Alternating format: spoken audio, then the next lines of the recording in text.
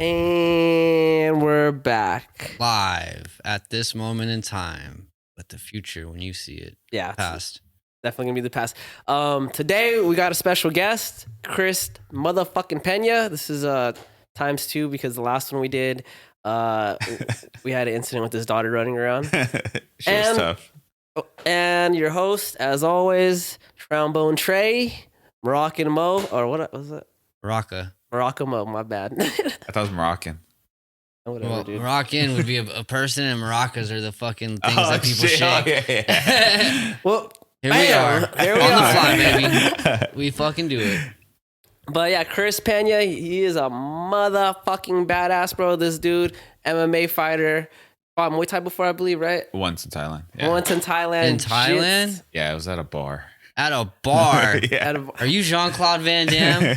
He did the Thai bar fights? Yeah. For like a keg or something? Or what? Huh? For like a 12-pack or what? They gave me a bucket of Coke and rum. Sick. You don't even drink. Wait, huh? a bucket? Yeah, a bucket. It was like a little sand bucket. Just full of rum and Coke? Yeah. And I had no money because I went to what was it, the Koh Phi Phi Island or something like that. And the money I took, apparently my hotel needed all my money as a deposit. It just turned out to be the exact amount I had. It needed like a security deposit. So then it left me like with no money. I had nothing left. Like I left everything else at like the main hotels on the mainland. So I ended up fighting for alcohol. And then people bought me drinks afterwards. Wait, you were drinking at that time? I was on vacation. Oh, dude, because I'd never seen you drink before, dude. Yeah, I've known you for like 7 years, dude. I'm not fond of it. Yeah, just when But you I go on was in vacation. Thailand, dude. What was I not gonna do? rage? What was I gonna do? Gotta get nutrients somehow, dog. But Chris Pena, dude, fighter, also coach, gym owner. He owns Mata Leon Combat Club in Downey. Paramount. Check it out. He just got a new location this year. It's fucking sick. I've been trying to make my way there. I'm a busy man, but I'm so proud of your gym, bro, and just how Thanks, everything bro. you've achieved, Appreciate dude. it. So sick. And you've heard us talk about him, dude. Frankie talked about him. Fucking Juan talked about him, dude. Man, the myth, the legend himself. Glad to have you, Chris. Thanks, bro. Appreciate it. Times two. Times two, dog. Times two. Dude, so fucking take us back, bro. How did your martial arts journey start, dog? Bro, it literally started not my actual journey, but my interest in fighting. I was like boxing as a kid. And when I was a kid, we used to have the black box. I know you guys remember the black box, right? All the fucking pornos and all that good shit, dog. Softcore on the level. We're gonna veer off topic real quick. Okay, but do you remember as a kid having like the Weather Channel be like the porno channel? Yeah. What was that one channel that you got on the box? The Spice Channel or something? Oh, dude, I didn't know Spice. I just knew Playboy. There's like a Playboy. There was Spice was a real channel. Spice was the shit, bro. And then obviously like soft porn on like Showtime and Max, like, and then you had like the control ready just in case somebody comes. The return button in your fucking hovering over like, it. I'm watching Dexter's Laboratory. What are you talking about? You changed it to some political shit, man.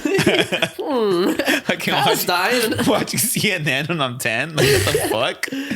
C-SPAN. Yes, sir. But yeah, we used to have the black box, and one of my uncles would come over, and he'd always like watch all the boxing fights, like all the major ones back in the day. So I was always interested in boxing, and I wanted to box when I was a kid, but my mom wouldn't let me do anything that was like contact sports and shit like that. So fast forward, from being a kid to like being a teen. I used to work at a restaurant with my dad, and I used to buy bootleg DVDs. And this dude, I was waiting for my dad to get off his shift, was selling bootlegs. And my dad's like, "Oh, like, go talk to my son, like, see what DVDs he wants." I'm like, "All right." So he's showing me literally had like those Yeah, the old school fucking the dog. folders that you're going through. That 90s shit, bro. Yeah, dude. So you're going through it, and I'm looking at all the DVDs. And he's like, "You like fighting?" I'm like, yeah. What do you have, like UFC 1? Nah, he had Pride? He had Ultimate Knockouts Volume 1 and 2. Yo. So I was like, "What is this?" He's like, "Oh, dude, it's like boxing, but they kick each other in the head." And I was like, "What?" And my dad's all like, he's like, "Nah, I don't think he wants it." I'm like, "Nah, I want to see that I want shit. that." He's like, "Are you sure?" I was like, "Yeah." So we went home after that, and I popped it in the DVD, and my mind was just like fucking obliterated. Fuck is this? And like, there was this guy, OG fighter. He's a heavyweight, Pedro Rizzo, some Brazilian dude. God damn it, he would kick the fuck out of dude's legs, and I was just like turned on to it. It's like, this is this is like the best thing I've ever seen in my life. Like, fuck boxing. Like, you could kick somebody in their head, dude. Like, there's nothing like it. So, I like literally at the beginning of high school, I was into it. I would watch it and I wanted to wrestle, but I didn't wrestle because I worked on the weekends with my dad, and wrestling tournaments are on the weekend. 24/7. So it doesn't make any sense. Like, if I can't compete, why am I going to even join the wrestling team? Yeah. So after high school, I wasn't doing shit. I got screwed over by my school counselor. I was supposed to go to Ohio State. What the fuck? Yeah, dude, I got accepted just to study. Oh, just to study? Yeah, I got accepted there. And I got accepted to a couple other colleges locally. But she was supposed to send like some transcripts, and she never sent them, dude. Fucking dick, dude. I went to go get them, and she's like, "Oh no, just fill out this form, and I'll send them for you." And I was like, "Oh, okay, fuck it." Trusted her. Yeah. I got screwed. So like, E1 shits don't fuck around with deadlines or whatnot. Oh, dude. So my joint. What the fuck? In your pocket, no? Sorry, continue. So, anyways, isn't it right here? That's mine. Oh my god! Like, fucking, where's Waldo with a joint? Marijuana affects the memory. So, yeah, I didn't go to college like after high school. I was supposed to, and yeah, dude, I wasn't doing shit. I got really fat. I was fat my whole life, basically, or pretty chubby. How fat is fat though? I got up to, before I started training, I was 238. Pretty big, bro. Yeah, I was right around. I was skating around there. Yeah, dude, I was big. You're thick Before too. drugs, before like sophomore year, I was a big boy. Oh, dude, I was just through high school. Dude, when I started high school, I remember because for football, they check your weight and your height. I was 5'3", 187 pounds.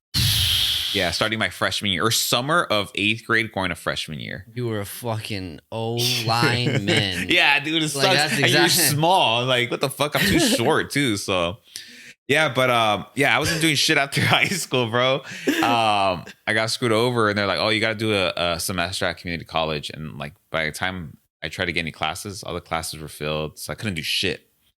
Fast forward to December of 2007, my dad gave me my first car, like a 96 fucking Thunderbird. Sick. Big ass boat. Yeah. The long ghetto ass ones, dog. Yeah, those dude, are tough. Shit was dope. It was a V8 too. Yep. And he gave me the whip, and then after that, like, I was like, that following week, I was like, I'm gonna look for a gym. But I live in fucking Southgate, Paramount. There wasn't shit at the time around here. Nothing but boxing out there. Yeah, and not even boxing gyms. Like, the closest one to me, I think, was like maybe Maywood or Huntington Park, or any good ones at least. Isn't there that one in Southgate off of like Imperial by the 105? I thought that one's been there for a minute. Dude, I didn't know about it. I know you're talking about. Yeah. That one, but that was this is pre-internet. This is dude, I didn't know about it. Oh yeah. Well, see, the only reason I know about it is because it's the one right by the park. Yeah, it's done by like the Food for Less and shit like that. Yeah. I only know that because was living at a pad down there, and I had to go meet her up to go smoke dope with her back in the day. We're gonna edit those names out, by the way. We're editing those names out. Beep beep beep. Yeah, just remind me. Waldo. Yeah.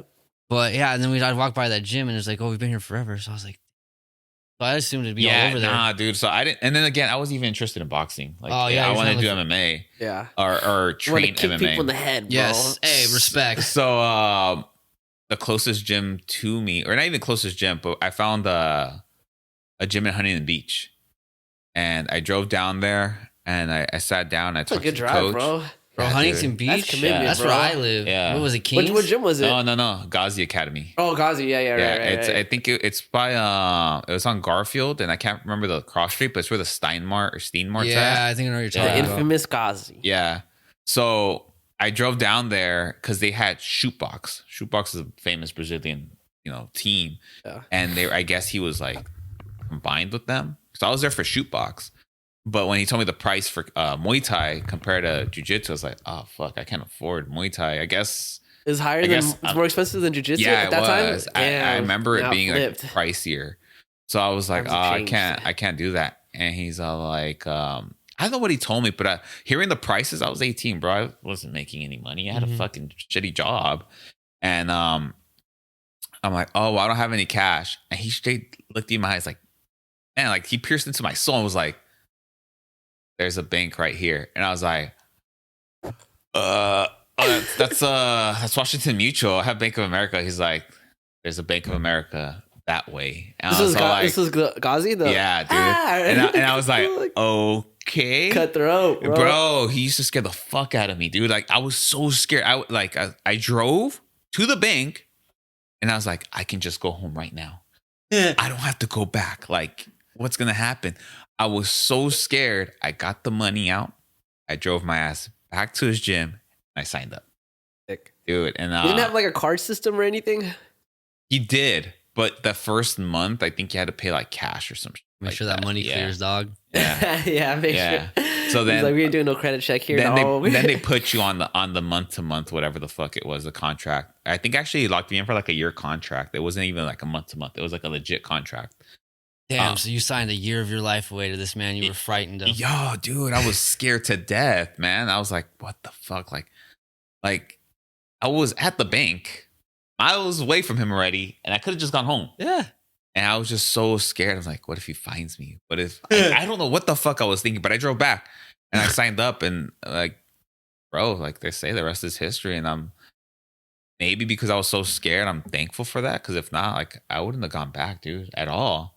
Buckets are And- easy to say. Yeah, dude. So it's funny I love because buckets, bro. because a couple years later, I got one of my buddies to go check it out, and I told him like, if you sit down and talk to him after class, you're signing up. He's like, nah, bro. Like, he's not gonna get me sent. I'm like, all right, letting you know right now, like, you're not gonna get out of it, dude. Just a good salesman. Nah, Or just dude. so aggressive with it. No, he's not even The aggressive. It was just something in like, how he talked to you and the way he looked into your eyes. It was just like, I can't do it, bro. I bro, can't it's do like, it's like you froze. You're like, yes. It was weird, dude. So my buddy ended up going. You know, he does a bit of jits, and then he sits down, talks to him. Class, like everything's done. We're done cleaning, and I'm like, "What's up, bro?" He's like, I signed up. Yes, Like, what for a happened? year. He's like, you're right, bro. You can't tell him no. It's weird. Like you're just afraid. But yeah, dude, I signed up. I'm guessing that was December 11th, 2007. And my first jiu-jitsu class was December 12th, 2007. But he wasn't even there that day, that following day. He had left to Vegas for some like fights during the week or some shit like that. So like my first experience was with one of his brown belts, this guy named Russ, the Hawaiian guy. He was like 110. Old dude. But like he taught me like my first legit lesson of like jiu-jitsu. It was pretty dope, man. That guy got hit by a car. He got hit by a car, dude. And they went and competed at Worlds and won gold. He was like 50 something. Like, yeah, he was in like in his late 50s. Wait, yeah. you meant 110 years old. Yeah. I thought you meant pounds for a Yeah, I second. thought- No. 10 years old. Like he's an old dude. Yeah. He Fucking was Mr. like, Miyagi. Yeah, I Yeah. totally thought even 110 No, pounds no, too. no, I was like, no, so that's a like, small Hawaiian. 100. No. Oh no, he was small too. He was probably not pushing more than like 140 or 130. That's pretty small for He a was a Hawaiian, small bro. guy. He was a small Hawaiian. You was remember those Hawaiians you were telling me about the natural ones? Maha, there's like some, like the first Hawaiian census had this Matahuni. That's what they're called. They're these mystical race type people, short as fuck. They're like 2 feet tall. What the But the fuck? natives of Hawaii. Yeah, they're not natives of Hawaii. They're there basically, and they're like they've been there for a long time. That's why they think like Polynesian shit are so big, because they like did some genetic. This is all conspiracy theories, by the mutation way. shit? That this is not no racial bullshit. Like some breeding type But stuff? yeah, basically because like naturally like Polynesians, Hawaiians are just fucking giants for the most part. So they think like that the Matahuni had something to do with it. Pretty wild. Doc Dude. Otts. Fucking Witchcraft. The what? Witchcraft? Witchcraft, I yeah. was thinking aliens, but I guess witchcraft too. Yeah. So December 12th, 2007, like was my first legit class of anything. And then I did my first jits tournament that March of 2008 with a fucking popped out rib. You just went fucking your dude, first class. You're like, I'm down. Dude, honestly, I had no goals like in mind. I was like, I just want to train. I see this shit on TV. I liked it. Like, I'm like, let me check it out.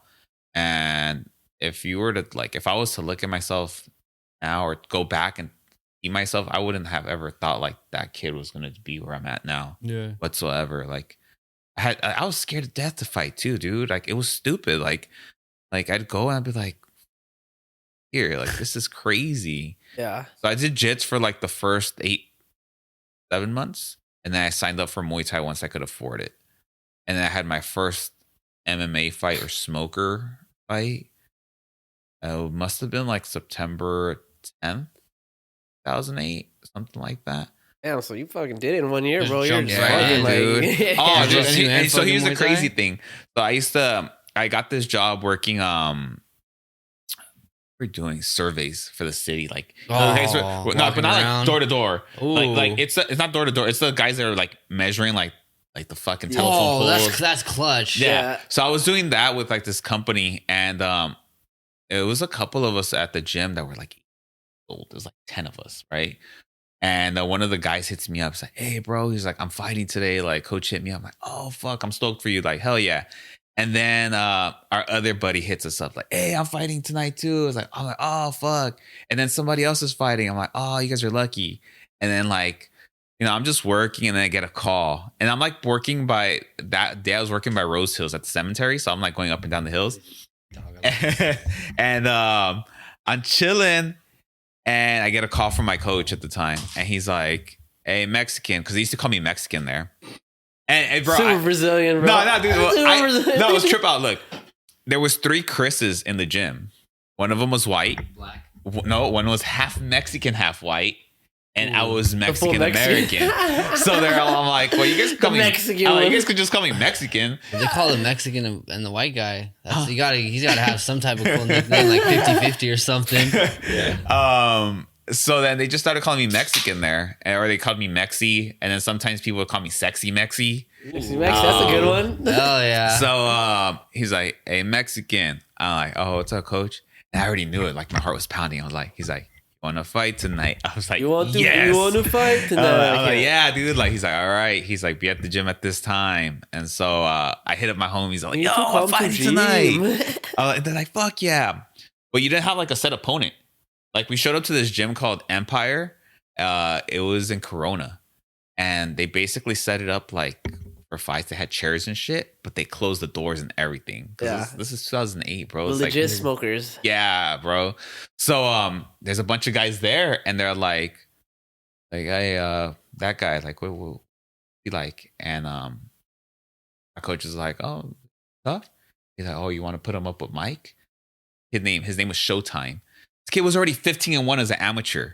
I had no idea though, but I could tell he was good. Yeah. So How could you tell just by the way he was his bro, vibe? the way he was walking around, his whole family was there and Yeah. shit. Like, what the fuck, dude? Like, he just, he just looked like the guy. He just looked like the guy.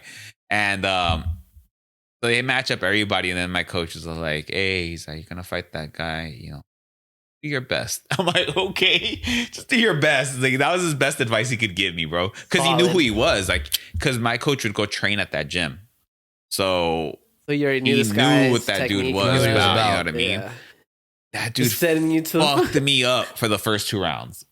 Like, think about that episode of The Simpsons where Homer's fighting Mike Tyson. yeah, dude, he just takes a beating and then dude gets exhausted. Dude literally got exhausted, tried to take me down. I reversed the takedown, mounted him, and just like punched him out. And then they stopped it. And then at the end, they ended up calling it a draw because there's no winner or loser. But fuck no, dude. He got tired. I ended up on top, and they pulled me off of him. Pride rolls or UFC rolls, baby. You know what I mean? What are we doing, bro? Pride rolls you want, bro. So yeah, dude. How bad do you want to get fucked up right now, basically? So yeah, dude. But I got beat up. Look, check it out. Normal thumb, fucked up thumb. Oh yeah. This is Sick. from 2008. Like my thumbs are like it never.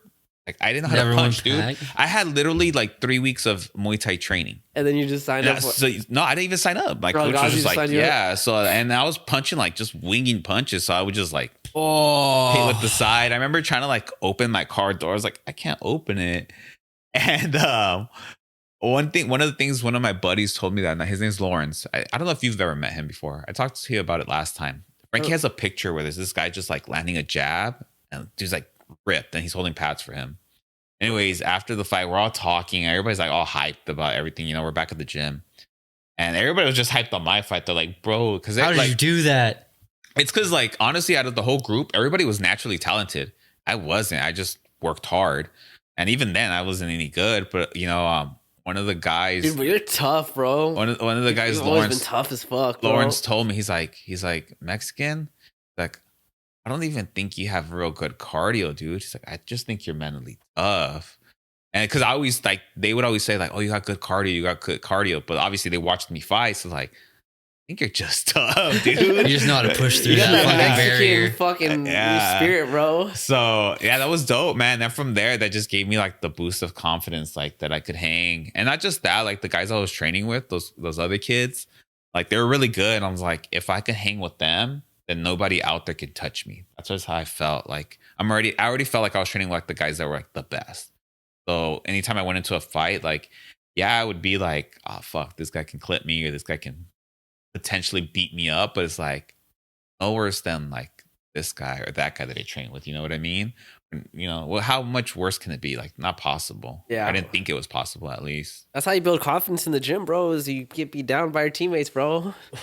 When you go fight a stranger, you're like, Dude, I still you get know? my ass kicked these days. Like, everybody thinks like just because like you're the coach, you can't get your ass kicked. I just tell everybody at the gym, like, I'm a student still. Every day, I might be like technically the top dog here, but I'm really not. I'm just like you guys. I'm still trying to get better. I'm still trying to learn. I'm still trying to expand my skills.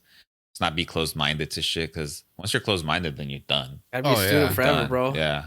Well, I mean, it's like people in the dudes in the UFC, like the heavyweight champion, the lightweight champion, they still go train under somebody. You know what I mean? Yeah. Yeah.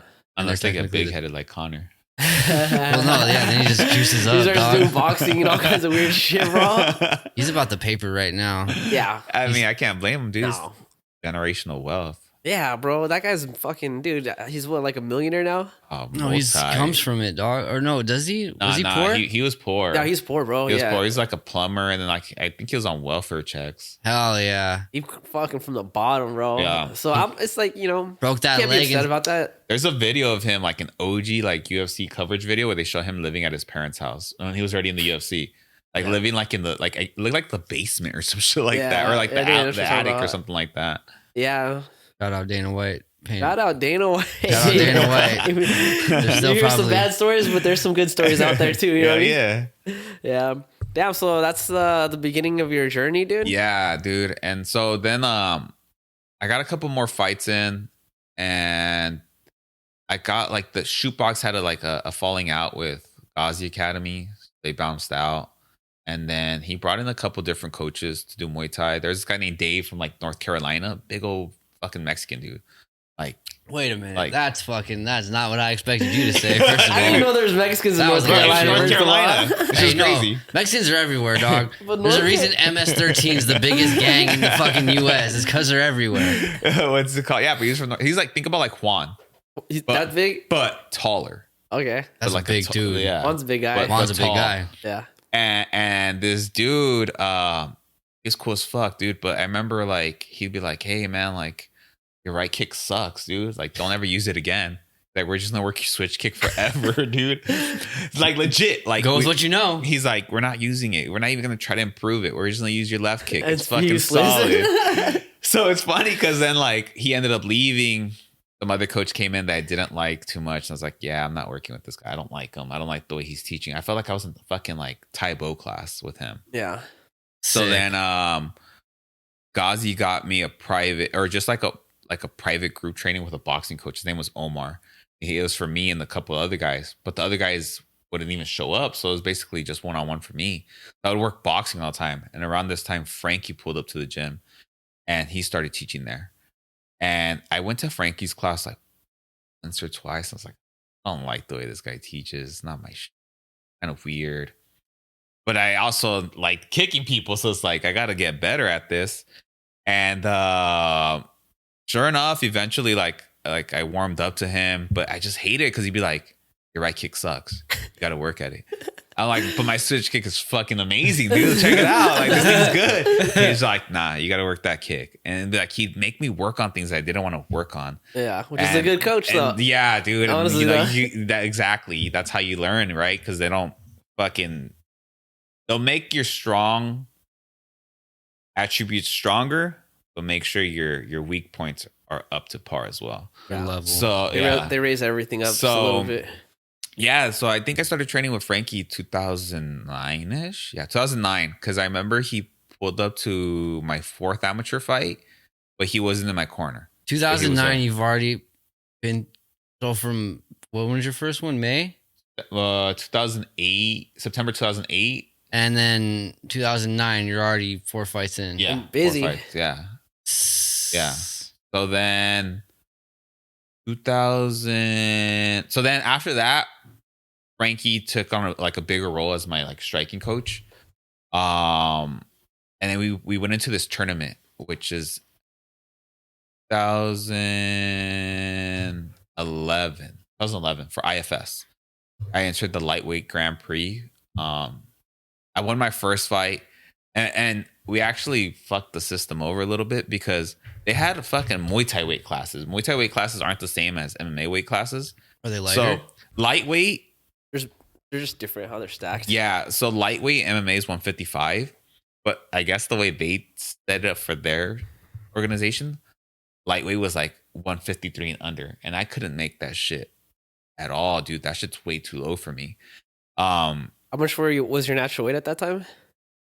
I wasn't that heavy, dude. I was for sure like 75, 70. I was in that range, which isn't too heavy for that, but I didn't know how to cut weight. I didn't know how to eat right. Like, Yeah. you know what I mean? I just know how to starve myself, dude. Same, Old Dude, school. just starve. Like the week of a fight, I would just be eating spinach and ice cubes.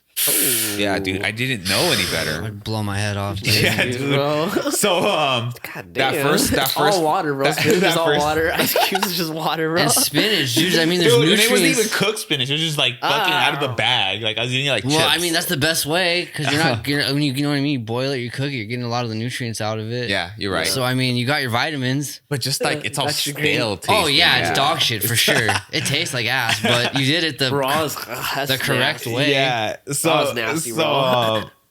That first fight I had with IFS, I didn't even make weight. I weighed in at 156. But it's because I was under the impression it was MMA weight class, 55. not this fucking Muay Thai weight class. So I won my first fight, but technically I wasn't supposed to advance because I didn't make weight. But since I sold so many tickets, You just let it the slide. organization Hell so yeah. like, oh no, like you'll continue in the fucking Hey, I have in the business tournament. tight, bro. I have business tight. Or they used to be lately. What's it no called? offense, but, And so my opponent that had beat like his camp and all them were bitching about it. Like, why the fuck does he Should've advance? sold more tickets, dog. We should advance. Like even though he won, he didn't make weight. That's You guys loser said- talk. That's such So- loser talk right there. So, anyways, I advanced. And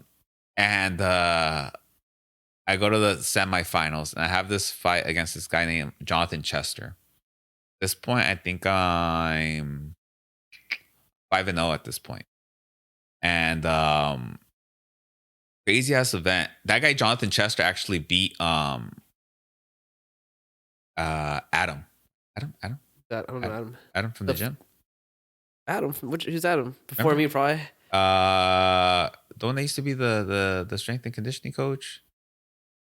That's his name, right? Adam. What are you talking about? That from Spider? Yeah, the guy that used to be there, the one that drive the Mini Cooper. The black guy? Oh, that Adam? Oh, Yeah. I Now you forgot know about him. Oh, they fought? Army or Yeah. He's in the Marines. Yeah, he's a okay. cool So guy. Marine. So Adam was actually in the same tournament I was. I didn't know him at the time, obviously. Yeah. But he got knocked out by the guy that I fought in the semis. Yeah. Yeah, he got knocked out like in Damn. 20 seconds or something. What? Yeah, it was pretty quick. That's crazy. So How did you get knocked out by? he got hit with like a cross. A Oh, hard ass cross. So this dude, Jonathan Chester, was just like a fucking annihilator. Like he was scary. He was the favorite to win the tournament. yeah. So I faced him in the second round, and that whole night was fucking trash. I didn't fight till like almost 11 at night or some shit like that. What time did you start? It's because we fought. So we used to fight at the Pico Rivera Sports Arena, and that shit's outdoors, bro. It's like where they fucking. Oh, that sucks, bro. It's literally where they have Cold like and the shit. bulls and the horses and all that shit. Yeah. I So- hate outside fights, bro. It's the So- worst, dude. Ass as fuck, dude. Dude. It's not Thailand, bro. trip Come out. on. So So the even first, in Thailand, they got tents. But it's hot though out there in Thailand. It's warm. So the first time I fought for them in the first round, it was during the day, right? The fucking ring's been out in the sun all day. This is April. So that fucking canvas is hot. The first Dry three fights, dry as fuck. Probably. the first three fights, dudes were getting carried to the back because Burns. the bottom of their feet were like burned off. Yeah. That's Burned fucked up. off, That's dude. fucked up, bro. So yeah, dude, this one guy had one, and I remember he was getting carried to the back crying, and the bottom of his feet were bleeding. like just gone. All the flesh was gone. It was disgusting, dude. What the mat, dude? I can only imagine what the mats look like, Nasty. Dude. You need like a tetanus shot just to fight this fight, bro. Bro, So then they started spraying down the mats between Between rounds?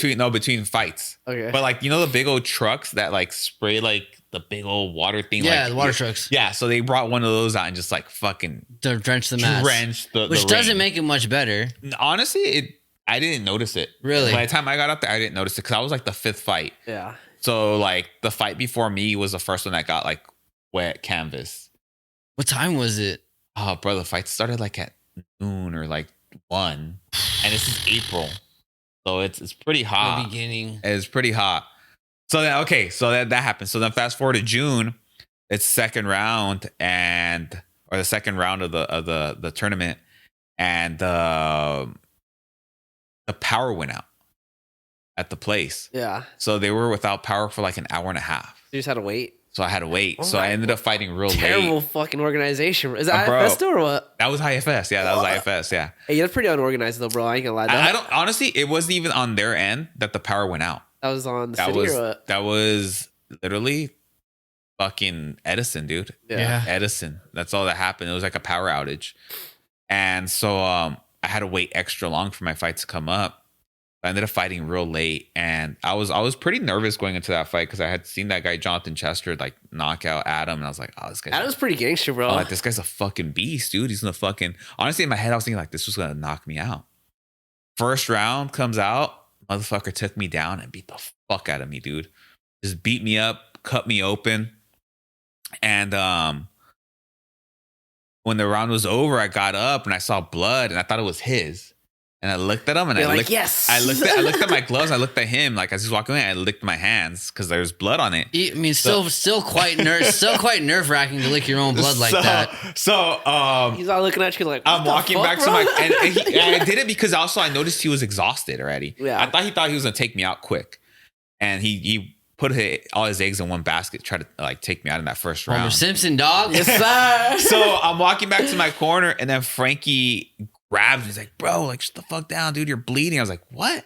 Like, I'm bleeding. Thought I was winning. Dude, I knew I had gotten like, kind of fucked up, but I didn't know I was the one bleeding. I thought it was him because the dude had so much blood on his face, but it was my blood. So then my You coach just got wrecked, bro. So- Get wrecked, dog. Get wrecked, nerd. He's like, but you got wrecked. And then you broke his spirit at that exact point. So then my head coach at Tangazi was all like, he's like, you got to wrestle him down. You got to take him down, blah, blah, blah, this and that. And then we come out that second round, and dude cracks me with the hardest jab ever. It doesn't sit me down, but it like makes me stumble. And we have a good back and forth. Dude takes me down, and I'm able to to sneak out to his back. I take his back. I'm punching him. I start to sneak in the choke. I literally was like, if I had 10 more seconds, I would have finished the fight. The bell rang as I sunk in the choke. That was second round or Second round. So now we're one round apiece. nice. And then we Nice. come out that third round, and I'm fucking him up. He's trying to take me down. I'm kneeing him. And he got a takedown with like 30 seconds left, but he didn't do anything with it. He just laid on top of me. And we go to the cards, and I lose a split.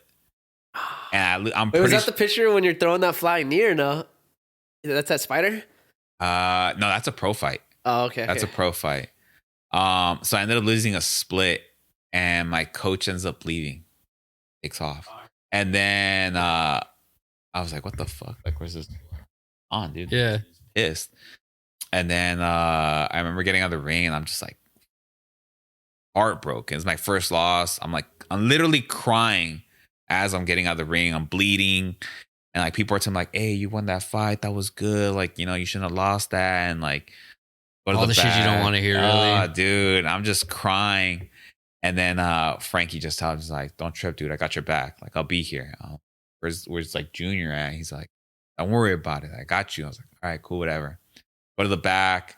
I have a video of me getting stitched up, and I'm like still crying, getting fucking stitches and shit. Wait, so was Frankie in your corner or no? Yeah, he was in my corner in that Okay. fight. All the IFS from IFS All the way forward? all the way until like before my last fight, he was in my corner.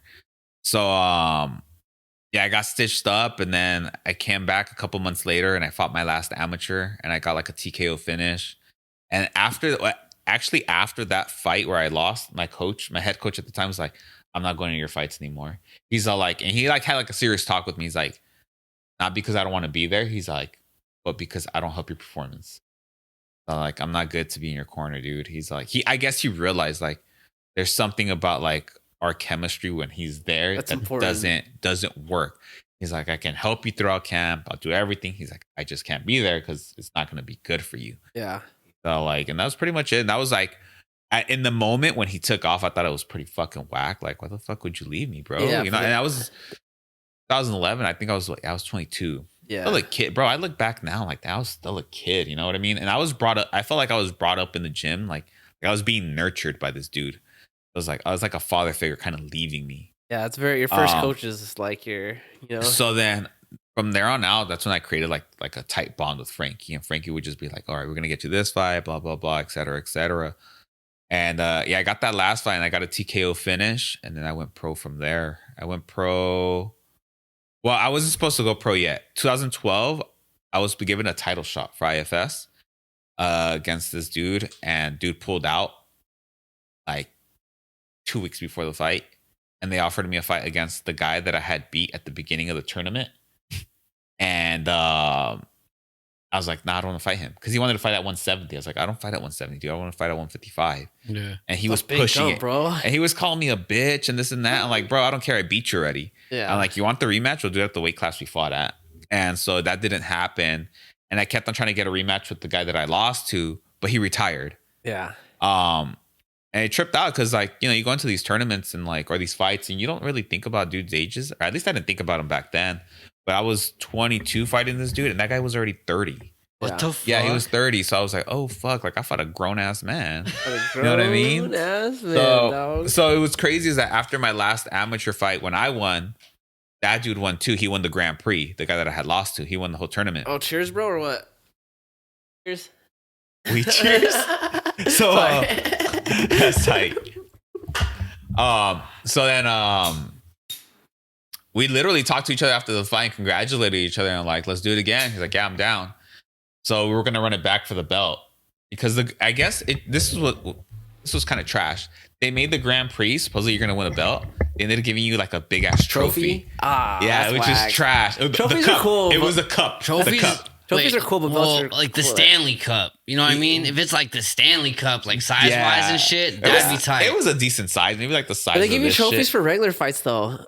It was title big. fight. It was like one you of know- those big old cup ones. Like it was a decent size, dude. Actually, but still, I retract my statement. Fighting deserves belts. yeah, dude. For like, championships? Yeah, for a championship, bro, you deserve come a belt. on. Yeah, Yeah, dude. yeah. Especially if you won 3 fights in a row in Yeah. a tournament, you should get the belt. Tournament's gnarly, bro. Yeah. That's hard You on also your get your body, dick bro. sucked at the end. So saying.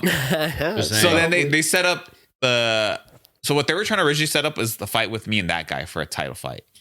And then he retired. And then they got this new guy, and this guy pulled out. And then they were trying to set up with the guy that I already beat. And he was trying to fight at 170. I was like, I'm not doing this shit. You look like a stone cold killer at this point. I'm just gonna say it from an outside view. I was like, I'm not doing it. So I sat out all of 2012 without a fight. I had another fight set up against another guy, but it fell through. And I didn't fight all of 2012, and I ended up going pro in 2013. But what happened in 2012 is that I had lost my job. I couldn't afford to train anymore. And I hit up my coach and I'm like, hey bro, like I can't afford it right now. You know what I mean? It's jobless, whatever. So I wasn't training from like September of 2012, December of 2012. Like a good amount of time, you know what I mean? And bro, I would be at home and I'd just be crying. Like I'd be sad. I'd be watching like highlights of fights and shit. Like I want to train. Like fucking sucks, man. I miss this shit. Yeah, they didn't cut you back. Like, hey, come through. It's all good. Damn, no love. Nah, dude. Brazilians, dog. Dude. Cut Honestly, throat. there was a couple times where he had given me a break. Like, yeah, just come in this month. I got you. But like, it was already like, I don't know. I was getting older and I felt like, you know, you kind of have to be responsible for your shit. It's true. And he was probably looking at me the same way, like, bro, you're getting older now. You got to be more of a man. Be able to figure this out yourself. Yeah, you know what I mean? Get your shit together, So dog. then, Got you. fucking random, dude. I'm chilling one day and I'm just fucking sad. I was talking, I was with my ex at the time, and I'm just sad about this shit. And she's like, you missed this shit. I was like, you can't even imagine. And she's like, you should reach out to Frankie. And I was like, tell him what? If you could train with him. Yeah, but I gotta pay. Like, I can't afford this shit. Weirdly enough, the following day, maybe now right now thinking about it, maybe she hit him up. I don't know. Frankie hits me up. Like, what's up, dude? Where you been at? I was Did she know Frankie? Yeah, she knew him. She was from the gym? No. She just knew him from but she knew him from all the fights and Okay. always being around. And Frankie's like, what's up? Where you been at? And I was like, I'm at home, bro. He's like, why aren't you training? I was like, I can't afford it. I'm fucking broke. He's all like, let me talk to Junior and let me see what's up. So then I guess he talked to my coach and he hits me back up. And he's like, hey, like, come to the gym where I'm teaching. Like, come do Muay Thai. He's like, I'm like, is it okay though? Like, is homeboy gonna trip? Like, he said, it's fine. Are you sure? He's like, yeah, it's cool. All right, cool. So I go and I start training with Frankie, and then I end up getting a call from Junior. He's like, where you been at? Oh, been coming over here. He's like, when are you coming over here? I was like, well, I can't afford it. He's like, just come. Like, oh shit, cool. Little did I know it was more like a setup, like kind of like You're gonna do stuff here? you're like, it's basically like Tournament at the nah, gym. dude, like, basically it was like kind of like TOP? getting like kind of like, I wouldn't say he was like beating me up, but it was kind of checking me like where's your loyalty at type shit. You know what I mean? But it was like, bro, I thought everything was cool. I thought everything was fine. You know, I wouldn't do this if it wasn't like cool by your word. You know what I mean? Yeah. Obviously, I sat out so many months without any training, but I could tell like the energy between him and I was different at that point, or not he and I, but more him to me. Yeah. Because like I just felt like he didn't look at me like. Amy was like, like Right, tough too, because that's like you said, your father type figure. Yeah, that's dude. why I hurt, bro. So Like it looked like you fell off or something like that? no, it or wasn't 'cause just I fell off. It was just disappointment. it was more just like, oh, like where's your loyalty at? Which is like, it's not like it wasn't there. like you should have called him or something? Yeah. Okay, I can see that. I thought everything was Genetic, fine. bro. You know, your guy's your guy, dude. I thought everything was cool, and I guess it People wasn't. expect you to call them when things happen and shit like that. Yeah. I know So what you then, mean. you know, he still had my back, but I could tell it was just still like kind of, you know, kind of, I don't know. So I ended up getting my pro debut match, and I'm training at both gyms, training with Frankie, and I'm training at Ghazi. And I show up this Saturday morning, and I don't know the schedule, what it is at this point, because like I guess he got added a new schedule. Saturday mornings at Ghazi was an open mat. You show up, you can do whatever the fuck you want. You can roll, you can run techniques with your partners, you can spar, whatever the fuck you wanted, right? I get there like at 11:30, maybe. And I walk in, just happy, you know, I'm back at the gym over here. And he's like, what's up, Mexican? You're late. And I was like, huh? As soon as I heard you're late, I know I was fucked. Completely just like my heart dropped. And I was like, fuck. I was like that Simpsons meme, like Chuckles, I'm in danger. That was literally my mind, dude. Tonight, dog. And he's like, I was like, fuck. I'm like, oh, like the class? And he's like, yeah. I'm like, oh, I thought it was like open mat. He's like, nah. He's like, do you have a private with Frankie or something? No. He's like, oh, okay. I was like, I can't even walk out at this point, dude. I'm already fucking like scared to death. Like You're reliving your dude. Bank of America moment. Trauma. Oh, dude. So I go to the back and I change Repressed. and I get on the mats and he's like, go stretch. Okay. Go stretch. And that's the timer up. Tells everybody roll. He's like, come on, Mexican. Oh. Me and you. Did 2 rounds, bro. With the Brazilian. Bro, this guy was like my height. I'm 5'8". He's probably a little bit tall, like 5'9", but built like a fucking Chip brick house? dude. Gigantic. Like he was just jacked, right? And he takes me down. He fucking mounts me. And he just starts slapping the fuck out of me, dude. Doesn't tell me shit. He's like, oh, you're MMA The Brazilian slaps are different Oh, too. That's old school dude. jits where you open Just- palms, sir. dude, his hands were like fucking dense too. So it was just like, All calloused and shit too. Dude. From fucking training and working out. so I was getting smacked, and I'm just trying to like move, but there's nowhere I can go, right? And he starts choking me. And when he starts choking me, I had a cheap ass mouthpiece, like a fucking football one that you buy at Walmart. Spalding. Oh, dude, the cheapest ones. Yes. Boy, it popped. He smacks me and it comes down and it goes down my throat. So now I'm choking on my mouthpiece and I'm tapping. And he's like, "Why are you tapping? I'm not even choking you. You can't even talk." Smacking me. And then I'm able to churn and I spit out the mouthpiece. And he's all like, "Why'd you spit out the mouthpiece?" Smacks me again. I'm like, "I was choking, Junior." He's all like, nah, you don't quit. He's like, "You're quitting." I was like, oh, like, I keep going, like, keep fucking me up. But it's just the mouthpiece, you know what I mean? So he gets up and he just walks off the mat, just pissed, dude. But again, like, I wasn't like, bro, I wouldn't have tapped to shit, like, unless I thought I was gonna get, like, you know, Death. hurt pretty bad. Like, I was, he knew that about me. Like, he'd always say, he's like, "Damn," he's like, "You're tough, dude." He's like, you hang in there, like, till the very last minute. But like, I'm like, I don't tap to anything to you, dude. Like, I know it hurts, but it's like, I'm gonna try to hang in there. But it was literally my mouthpiece was lodged in my throat. You were gonna die. I was choking on it, and I'm getting fucking slapped. And bro, he walked off the mat, and then he left. He went home. Didn't even train with anyone else. Nah, dude. And there was somebody else there left to like close the gym up, and I just went home, just fucking sad, because he had never done that to me. Yeah. I had seen, like, you know, other incidents with other people, like, you know, getting it, but not me, dude. Like, I was like low key a darling of the gym, just because I guess my mentality is like, he saw me there every day. He knew I would drive from far, and just I would get there at 5:30 and I wouldn't leave till 10. I would wait for that traffic to die down, dog. That's a long way back. I would just train, like, the classes were over and I'd like hit the bag, start to like just extra stuff. Like, I just wanted to get better. Like, I was like, again, bro, I was like addicted to this shit. Like, Yeah. You know what I mean? Not to interrupt, but it's just like you said earlier. It's like you were the one that was going to all the classes because you didn't have like the natural talent. Like the other guys, like you had to be there every day. So we saw like all the growth from like start to finish. Definitely did, dude. Like, and that's the crazy part. Like, because a lot of like my partners that kind of fell off, they would come back in. They're like, "Holy fuck! Like, hey, Mexican, you're getting so much better." I'm like, "Well, I'm in here every fucking day. I would hope so." You know what I mean? Yeah. But even then, I still wouldn't see it because it's like they were still like really good themselves. But compared to like before, it's like I had closed the gap on them. Yeah.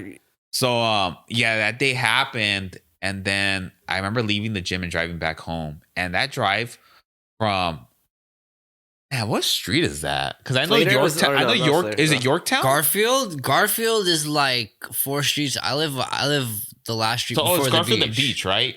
Garfield and Beach Cross? Garfield and Beach Cross, so yeah. it's on that corner, right? That's a long drive back to the fucking 405 freeway. Oh, fuck yeah. Yeah. So that drive to there and then back home was just like quiet. And I'm just thinking, No like, music. Nothing, dude. And just thinking, like, what just happened, dude? Like, what the fuck? Like, what did I do? You know what I mean? You got to be pissed off in traffic and sit there. I wasn't even pissed, dude. I was sad. Just thinking about it, though, in traffic. Like, what did I do? And then in the morning, it's all the people that are heading which direction. But there's a lot of traffic because people are cruising down beach.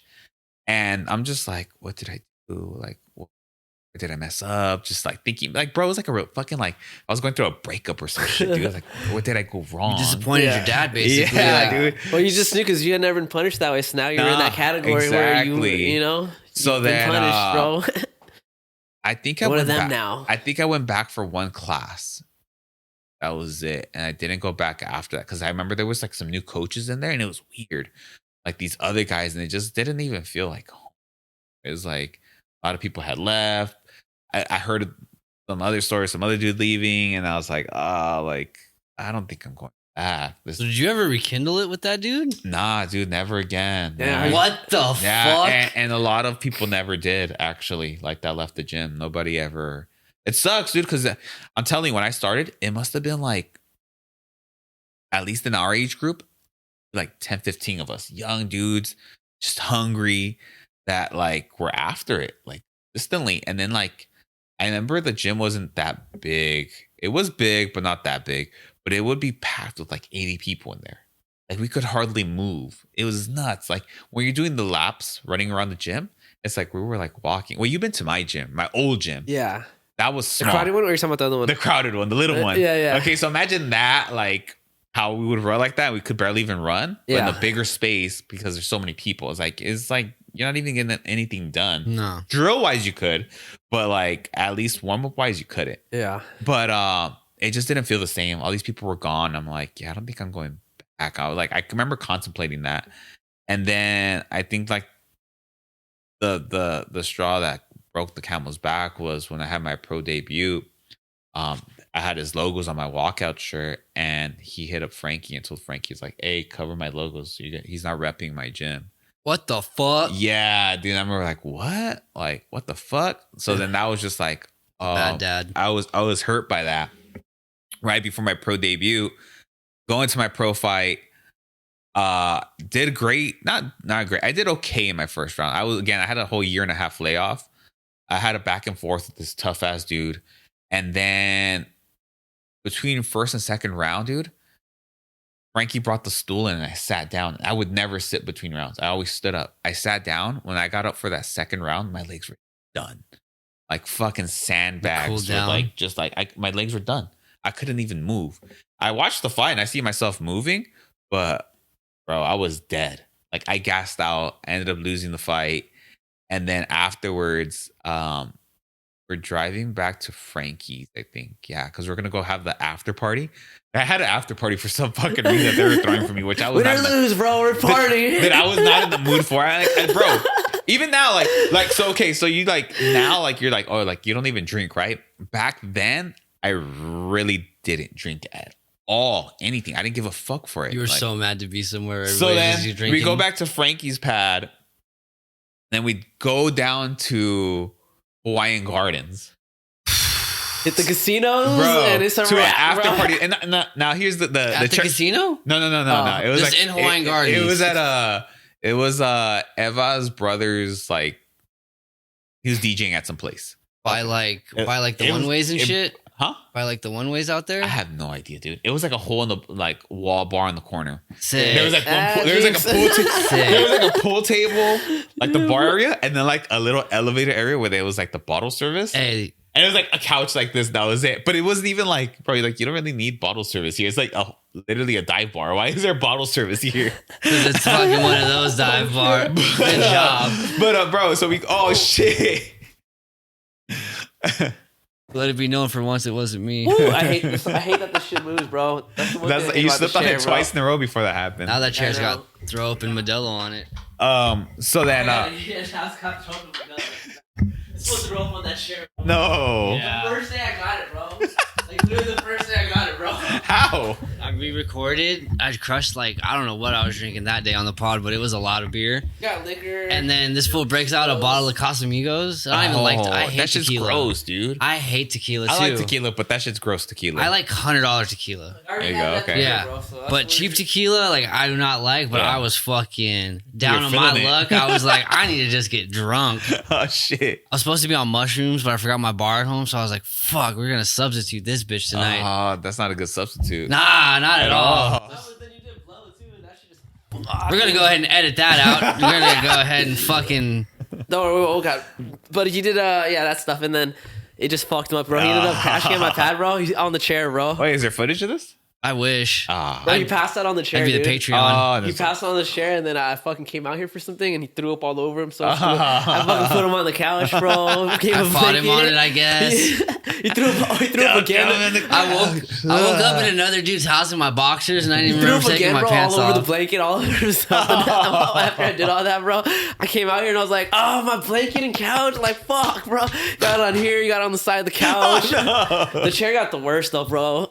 Happens, dog. Because at least I think on the couch you like leaned your head over, so it was like not so bad, bro. Oh But yeah, it's the couch. You I gotta, think he can't- threw up like this. Just like this, bro. Oh, dude, one of my best friends used to get fucking obliterated, and like the next day at his house when we'd go check on him, there'd just be puke all over his bed. Yeah, He just like sleep in his throw. that was not a normal fucking act.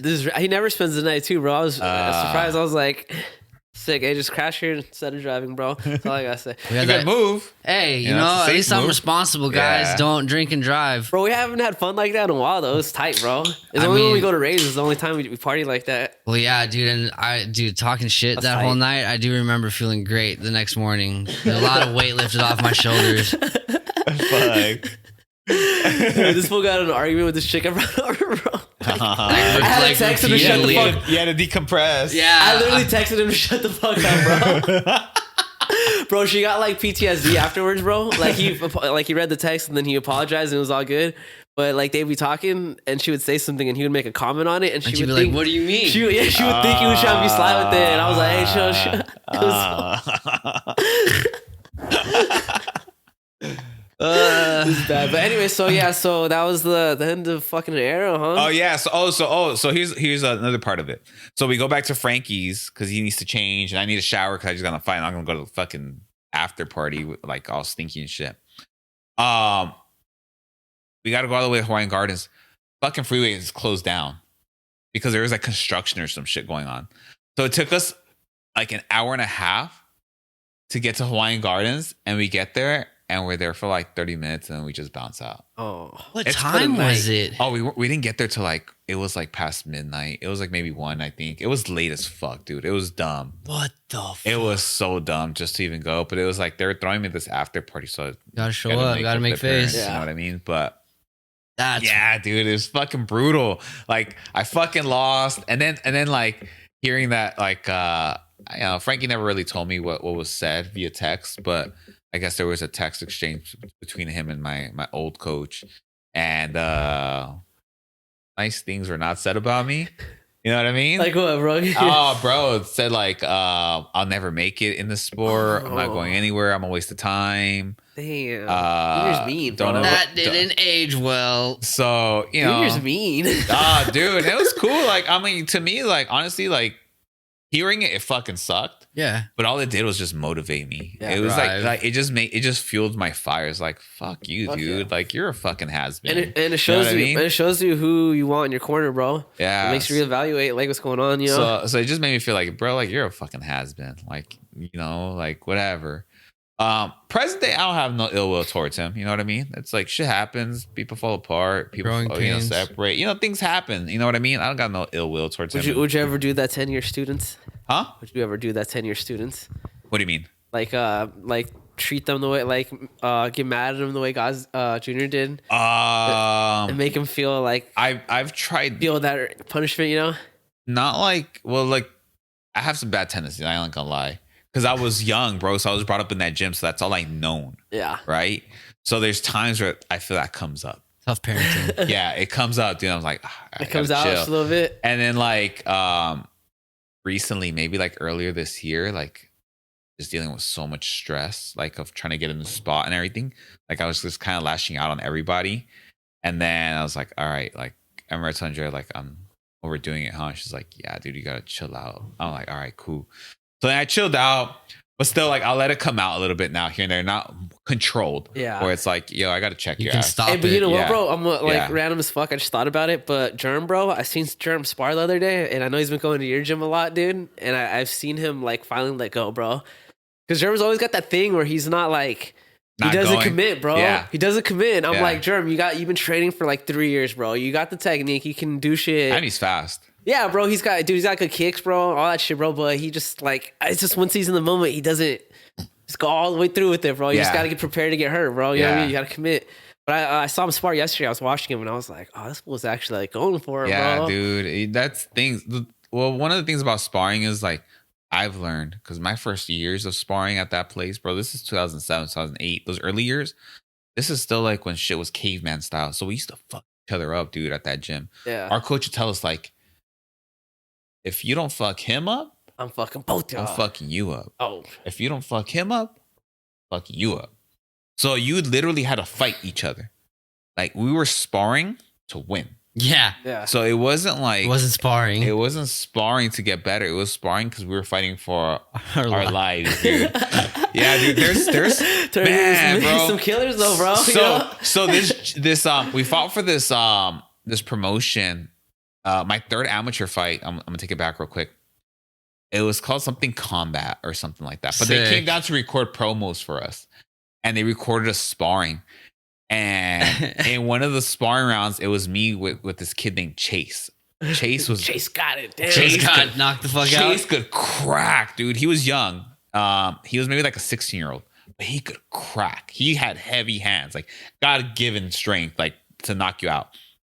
And they're recording, and I was like, oh, I gotta fuck up Chase before Chase fucks up. And this is like one of our first sparring sessions with little gloves. Oh, what you got? No. It was MMA gloves or it was no, actually it was one of our first sessions where we wore little gloves, but we didn't have any headgear or like any shin guards. It was just literally just our gloves, our little gloves, bro. Damn, we didn't have anything else, bro. And then UFC grade, bro, fighting. we used to spar. I sparred over there for like maybe like a year or two with no shin guards. Ew. Yeah, we just kicked the fuck out of each other. That's gnarly, bro. You got you got tree trunks right there, dog. Dude, so then I go after Chase and I start fucking kneeing the fuck out of him, dude. And one of the guys recording, so like, are you gonna stop this? And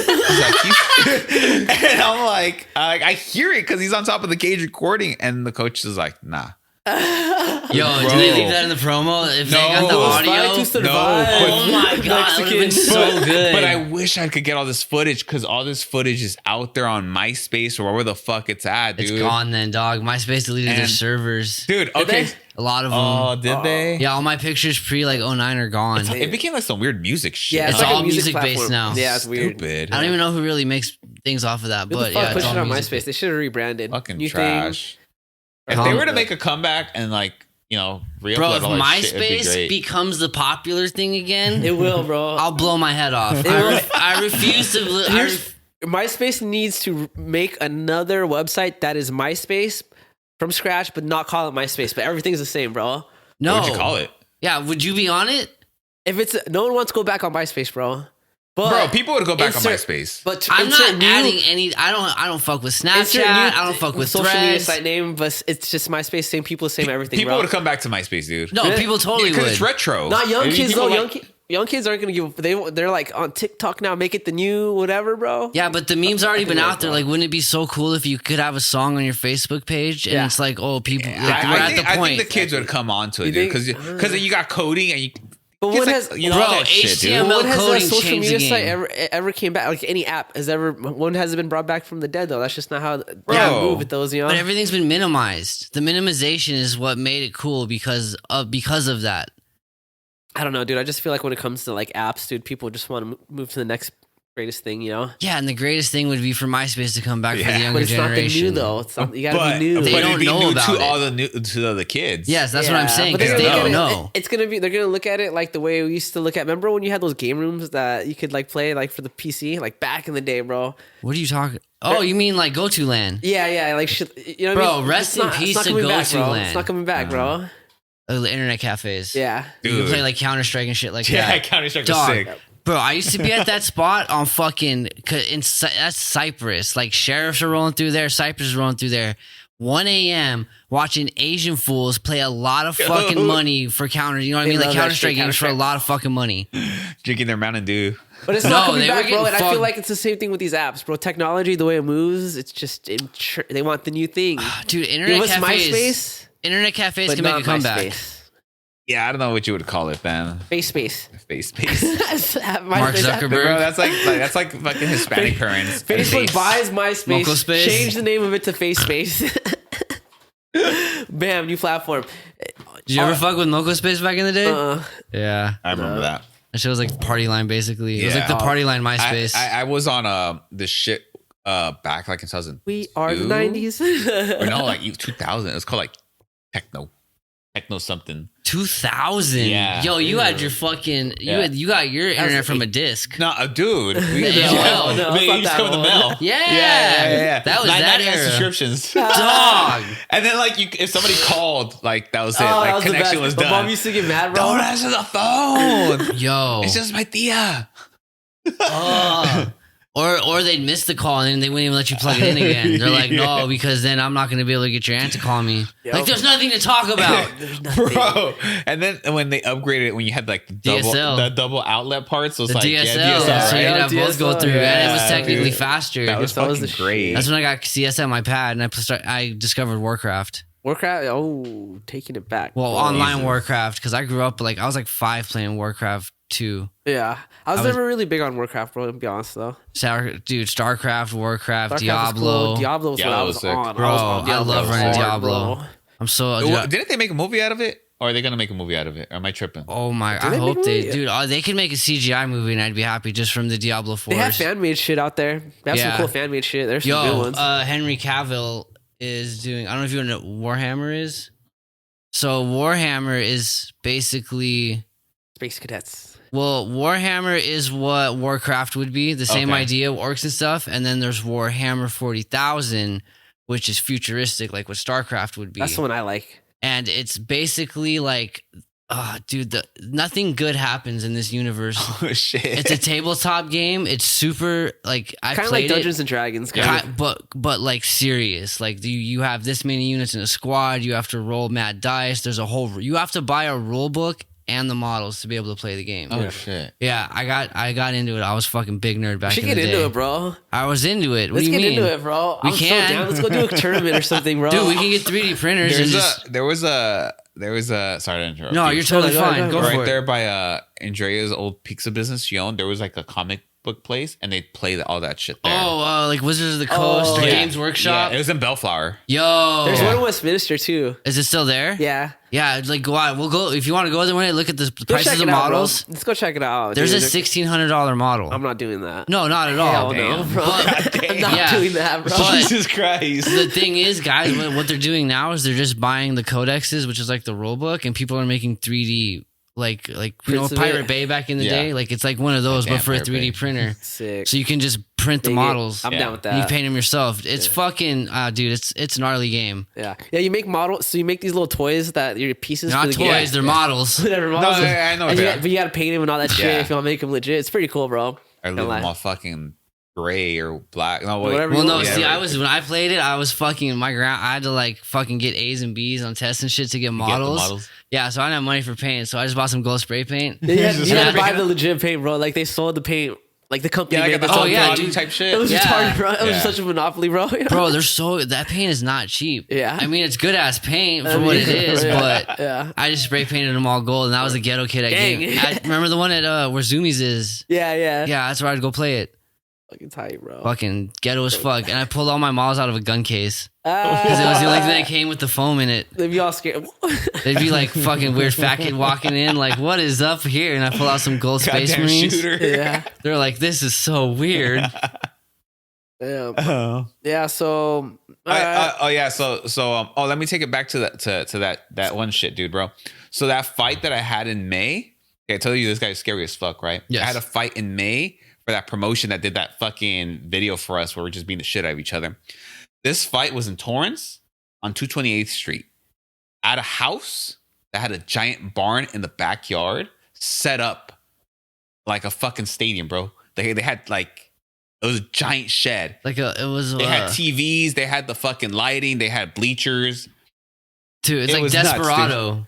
There's that scene in Desperado where they gotta fight the dudes in like this weird ass barn pit thing. I I can don't see know that. why I that can see popped it. in my Actually, head. that fuck. Fucking Okay, so said it reminds me of Torrance, Cal- that's just Dude, the it hood. was crazy because you go in and they had a bar set up, they had legit tickets. Dude, it was a house though. It's like Cowboys Roni's fucking ranch, bro. So I fought there, right? And after my fight, I won, dude. I dominated this guy. I should have finished it, but I was so like just like trigger happy. I was on top of this just punching him. I didn't finish it. I get out. I'm nervous because it's the first time my mom sees my tattoo on my ribs. My first tattoo. And then Mexican mom, bro. I walk out the ring, dude. My coach is waiting at the bottom. And this is a small shed. It's not huge, right? All my family, friends are right here. They're right next to the cage. Coach walks up to me. He's like, you didn't fucking listen. When we get back to the gym, I'm going to fuck you up. In front of everybody, dude. And everybody's like, Get the ice ready. And he just leaves, dude. And I'm like, holy shit. And everybody's like, we can't help you with this guy, bro. Yeah. And my friends' uncles are all like sick ass cholos. And they're like, bro, we're not fucking with him, dog. You gonna get fucked up when you get back to the gym. But yeah, bro, see, the shit like that happened with that dude. And I try not to be like that. But sometimes it comes out. I ain't gonna lie. Like sometimes I'm just like, all right, you need to get checked. But I've learned to be a little bit more controlled and be a little bit more mellow. Just because it's not a good environment, especially for like people that are just hobbyists, just want to come get a workout. And sometimes The like business you aspect. you can't have that energy. Now, if it's like, Or protein, or, yeah, and it's a fight team, then okay, we could pick up that energy for that.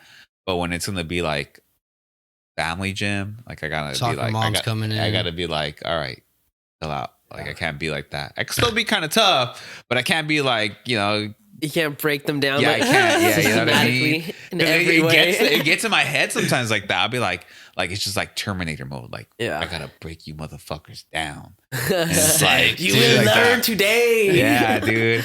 But Why don't I see people like- checking kicks? You don't want to check kicks. I've I'll had, show like- you what happens when you don't check Well, kicks. you've had this conversation, me and Andrea.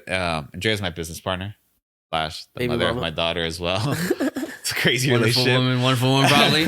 But recently she's all like, because I kind of took like a back seat, try to chill out, not being so hard on the guys. She's all like, you know what, like you got to be hard on them. I'm like, I don't know how, dude. I'm like, because if I am hard, I'm like a fucking dick, and it's like it's not good. 0 to 100. She's all like, just back me up on whatever it is. She's like, I'll handle it. All right, let's do it. Let's do it this way. Because like honestly, like I get into like, maybe it's PTSD, maybe it's trauma, whatever the fuck it is. I start thinking like, that's what I learned, and that's what I go back to. It's like, that's how it was with me. That's how I got to be with them. But you can't be like that. It's not a good, healthy environment. I used to show up to that gym, 18, 19 years old. I'd sit in the parking lot. There a Save-Ons there, a CVS? What is it? There's a CVS across where the Right? It's yeah. CVS right there, right? I'd park by the CVS, and I'd sit in my car, dude, and I'd be like, why am I here? I don't want to go inside. Fuck. But I'm already here. So I just like, fuck it, gotta go in, dude. And I drive from like far, you know what I mean? And I'm like an 18-year-old kid going with grown-ass men that are my age now, like 34-year-olds, 32-year-olds, 25-year-olds, and like getting fucked up by these guys. And, Yeah. like, you know what I mean? But that shit built me, dude. Yeah. And then obviously I moved out from, not moved out, but I moved on from that gym and just, like stuck with Frankie till now. And, Bro, like it's been a that's crazy like journey, dude. honestly, crazy like journey. in my opinion, at least from like my journey, dude, I learned better when I got beat up like that. Honestly, some people are hard headed. My bad. I apologize. Definitely for by any- this guy, bro. I got so many videos of him. Dude, my first fight was fuck, bro. But you know what? Like, you know what's cool about you is you'd beat the fuck out of me, but afterwards you'd be like, "Hey, you okay, bro?" You know, you give me a little pep talk and shit. Because some people would He just was beat in me like up. mad sparring videos. Oh, dude, yeah, he's been in a few, bro. Yeah. Back and not in a while because he hasn't. So we haven't pat on the sparred in a while. back. Hey, that's what I. Yes. Dude, I have this one video of my first fight. You and Mike both dropped me like in the same day, bro. And Did we? yeah, you dropped me with some knees. Remember when you kept clenching me and I didn't know how to clench.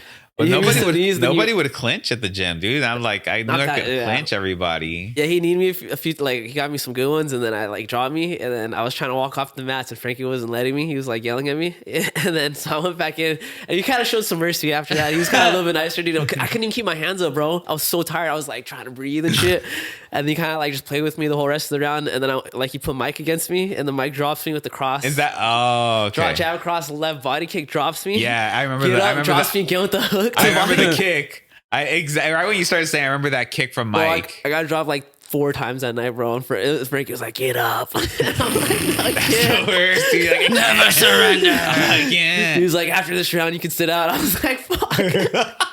It's like 10 minutes to go. Yeah. So what's worse, that or the head kick from that one dude?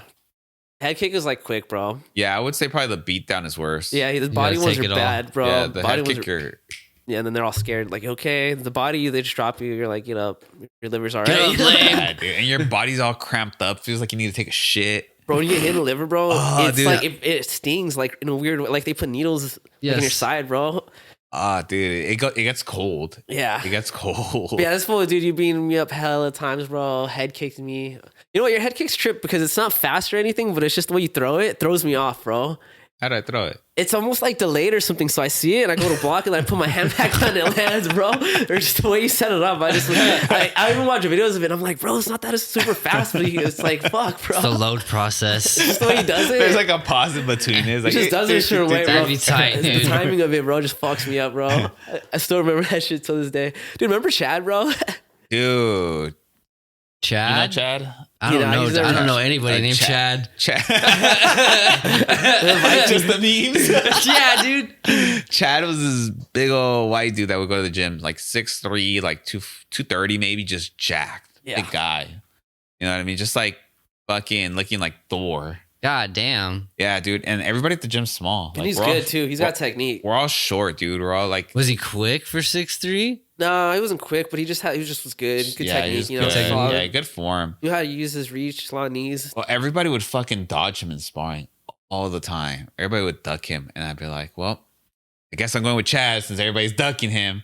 And man, dude, I'd go at it with him. And remember this one time he cracked me so hard. He rocked me. Like he made my fucking bell ring. And I was like, oh, fuck you, Chad. I'm getting you back, bro. And I got him back. And after I got him back, we both just like calmed down. Usually how it is, you know? But dude, everybody would avoid him. Yeah. I'd be like, all right, Chad, I'll go with you another round. I guess I'll take the beating for everybody here. I didn't even like holding pads for him. He was like a giant, bro.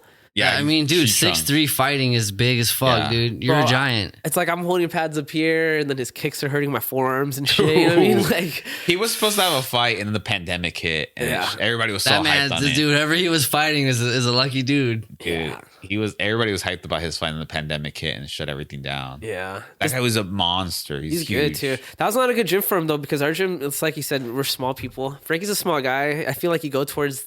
So where's he gonna The go train? technique you learn from- Iceland? No, there's just gyms that have bigger people. Like it's just like it's so weird how it works. Like, Fucking Isn't 6'3" tall for a Amsterdam. fighter though? Amsterdam. Yeah, Fucking motherfuckers are tall as shit over there. dude. But like John Bones is like one of the taller fighters, right? 6'4", 6'5". Yeah.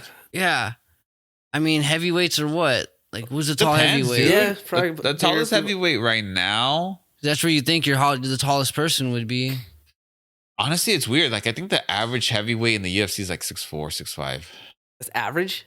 Yeah. Oh, Ooh, okay. Ooh, Ta- actually. Tom- hold that. Tom- All right, I'll continue. I'll go pee. Tom Aspinall just fought versus was a good fight, bro. Spivak, whatever his name is. They're both like 6'5". Let's see. Yeah, they gotta be in like the 6'5" range. I don't think there's that many heavyweights that are that much taller. Some are short too. Some are like 5'11". Well, who's that one dude? He's like, isn't he one of the announcers? He was a Daniel heavyweight- Cormier? Yeah. Dude is short. Dude is like this much He's- taller than me. Dude, yeah, he's tiny. He was like one of the shorter, like heavyweight Yeah, champions, dude. right? And that's fucking nuts, dude. Like, how are you that small but that big? I mean, if you got I don't know, You got the skill, right? the skill, and if you got the like power in your legs, like the explosiveness, He's a wrestler, so I mean, wrestle fuck the shit out of anybody. and like wrestlers, like the shorter. Yeah, you got the center of gravity, the lower center of gravity to fucking get to the legs. Yeah, I did see one. I remember being a kid. You remember True Life back in the day on MTV? Dude, True Life. I'm an MMA fighter. The guy that was from Colorado. There was that guy, And then the there was- DJ. One of them was a DJ. Who was the Oh no, I was thinking of the TIE Fighters. Oh, You remember talking- that? Yeah, I remember that one. That's the Okay, one with it was the white guy and the dude with the black hair. Yeah, the blonde dude. What's his name? Kit Cup, I think his name.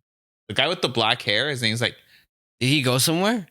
became super famous, dude. Really? Yeah, he became like a personality. But he actually went to the UFC and lost like 2 of his fights there. But he was very famous. He became like very known in the like fight world. Kip. I think his name was Kip Cup. You probably look it up. Kip or Kip something. Cup, True Something Life. like that. The But one. those 2 episodes are dope. Those I'm an two- MMA fighter. I'm a Thai fighter because they went to Thailand. And they fought. in Yeah, Thailand. you can watch them. And I think both of them win their fights Yeah, too. they Actually, won, yeah. There was a wrestler one. True Life. I'm a like, or it might not have been something along the lines of True Life. It was on MTV, but this kid was like, not high. He was college D1 wrestling. He was like 6 inches high, like taller than everybody in his weight That's class. But he was literally doing what you did for fights, like 24/7. So like, I can't. Oh, fucking. Wait, is he eating the salad, the cucumber, or what? No fucking dieting and shit. I mean, I feel like I watched that episode. I think I know what you're talking about. True Life. True Life had some dope ass episodes. You remember True That's Life what really at all? got me, dude. That's what got me into fucking documentaries, bro. Was True Life, and then the other one, was it Diary of Whoever, and it'd be like Diary of Kobe Bryant. Oh yeah, dude, those I never saw those. Sick. Those They would show like famous people and like it would like it was like, a vlog, like a 30-minute. It would be like a couple days, obviously, but they like condense it into a 30-minute vlog that you'd watch on MTV.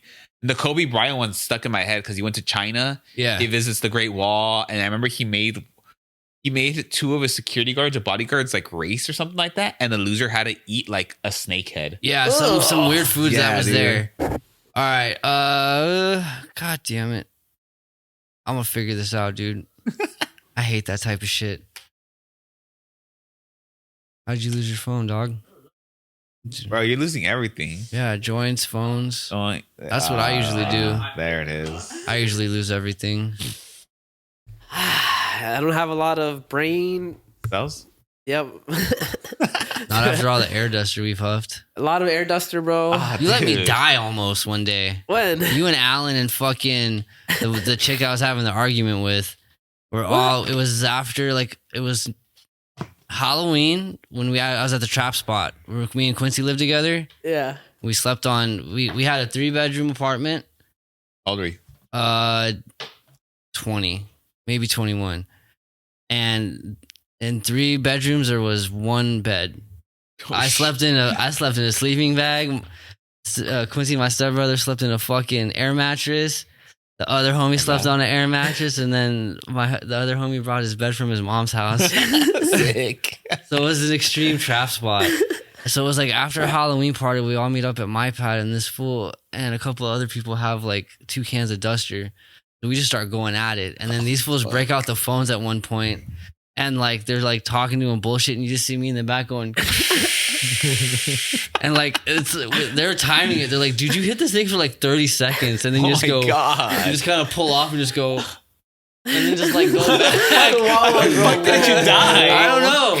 And I was in like a tutu and a wig at the same time because it was Halloween. I wish we could find this video, dude. It'd be so this good. night, bro. I totally remember this night because I woke up in the morning in the tutu and the fucking wig, and I don't remember you leaving or anything. I just remember everybody hanging out and me starting to hit some dust, and I was like, oh fuck, like I'm awake. And I called you. I'm like, yo, what the fuck happened? They're like, I don't know, dude. You fucking fished out, and then you look like you were breathing, so we kind of just took off after a little while. We smoked another blunt and like drank some more beer and stuff, and then we took off. I don't remember that night, bro. No, I totally remember that night because that shit was hilarious. I still have pictures. That's like one of the like pictures where I'm holding the Jesus card up because we looked alike. Oh, you gotta show me the fucking pictures, bro. You still got them. I would do. You got what phones did we have back then? Probably. What was that flip one? 2020? No, this was like I mean, sorry. Razor. When we were wait, how old are you? tens. We were in the tens at that point. I had a Metro PCS phone, but Probably the ones with keyboards, you know? Remember when they had like full keyboards? HTCs were HTCs, Blackberry. HTCs were popular. Damn, I had one too. I had an HTC that used to slide up. Ooh, That's dude. Oh, is it the one that with the keyboard or not? Yeah. That one was so sick. Sick. I kind of want it if they could do it on an iPhone, but keep it as thin with the keyboard. no, I would fuck with it. nope. I'm down with the keyboard, bro.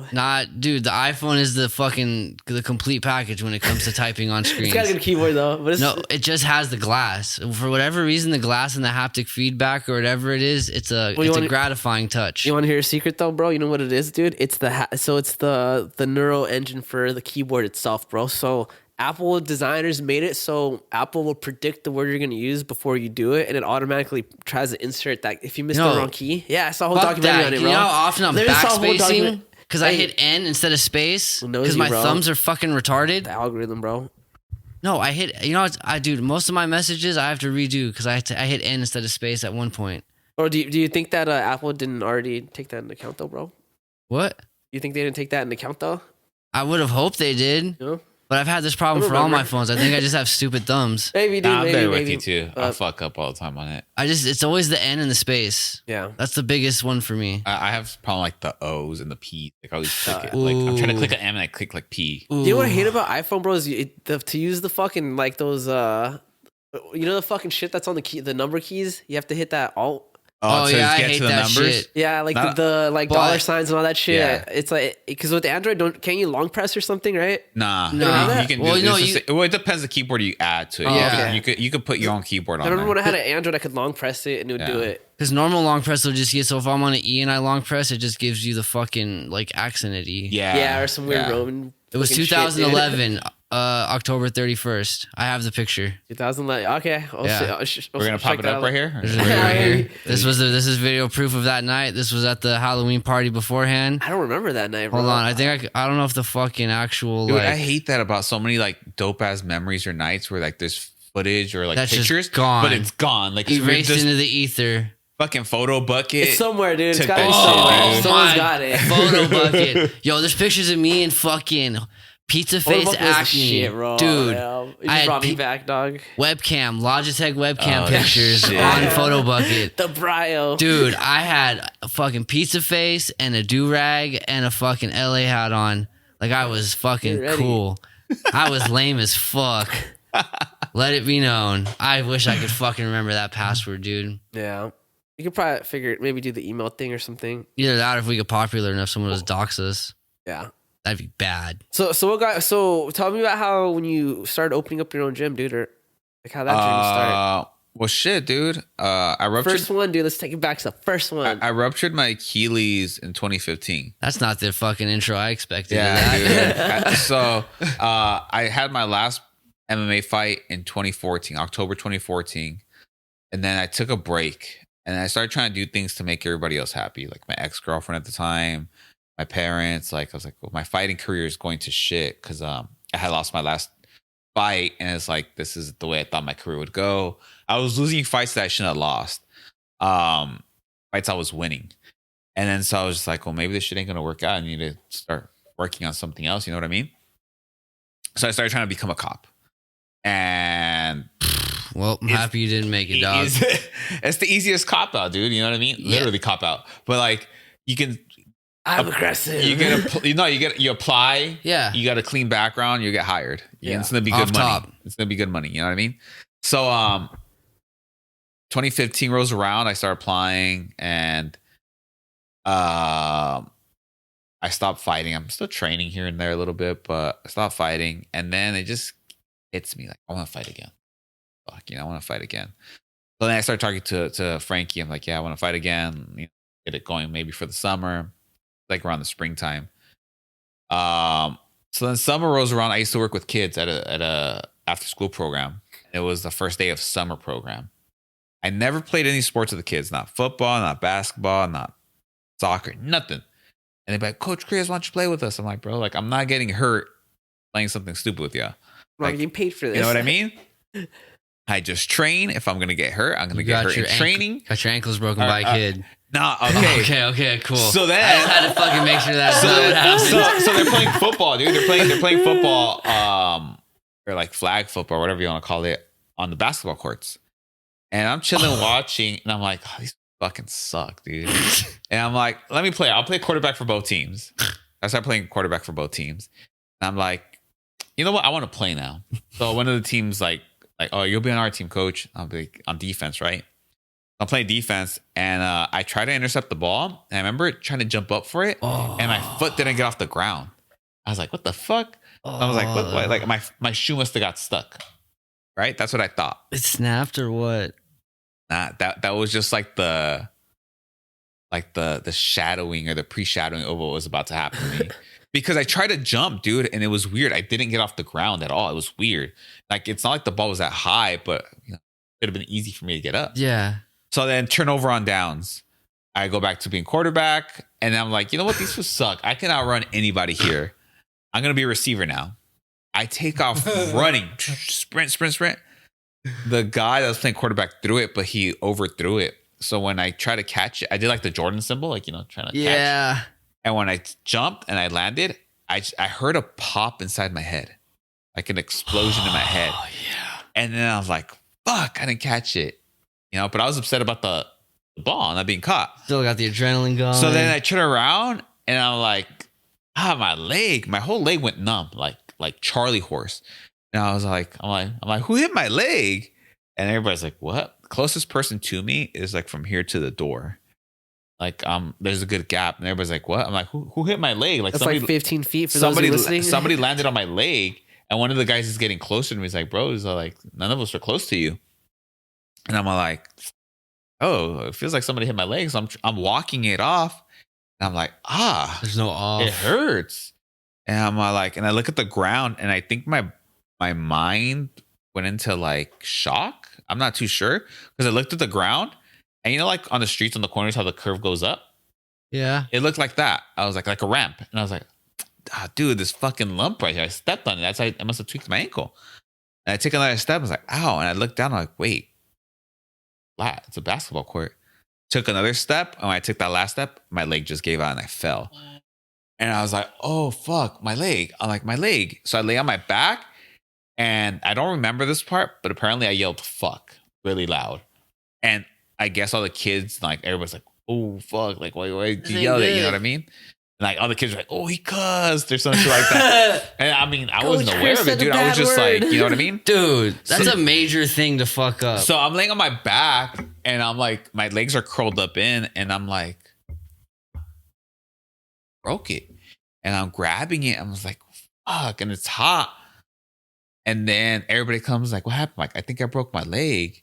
And they're like, nah, you're good. I'm like, oh, dude, like, I can't move it. It feels weird. And I'm laying there on my back, and one of my buddies like, just get up, dude. I'm like, nah, I can't. Like, I really can't. And I'm like, something clicked in my head where it's like, why does my calf feel like it's hitting my heel? Dang.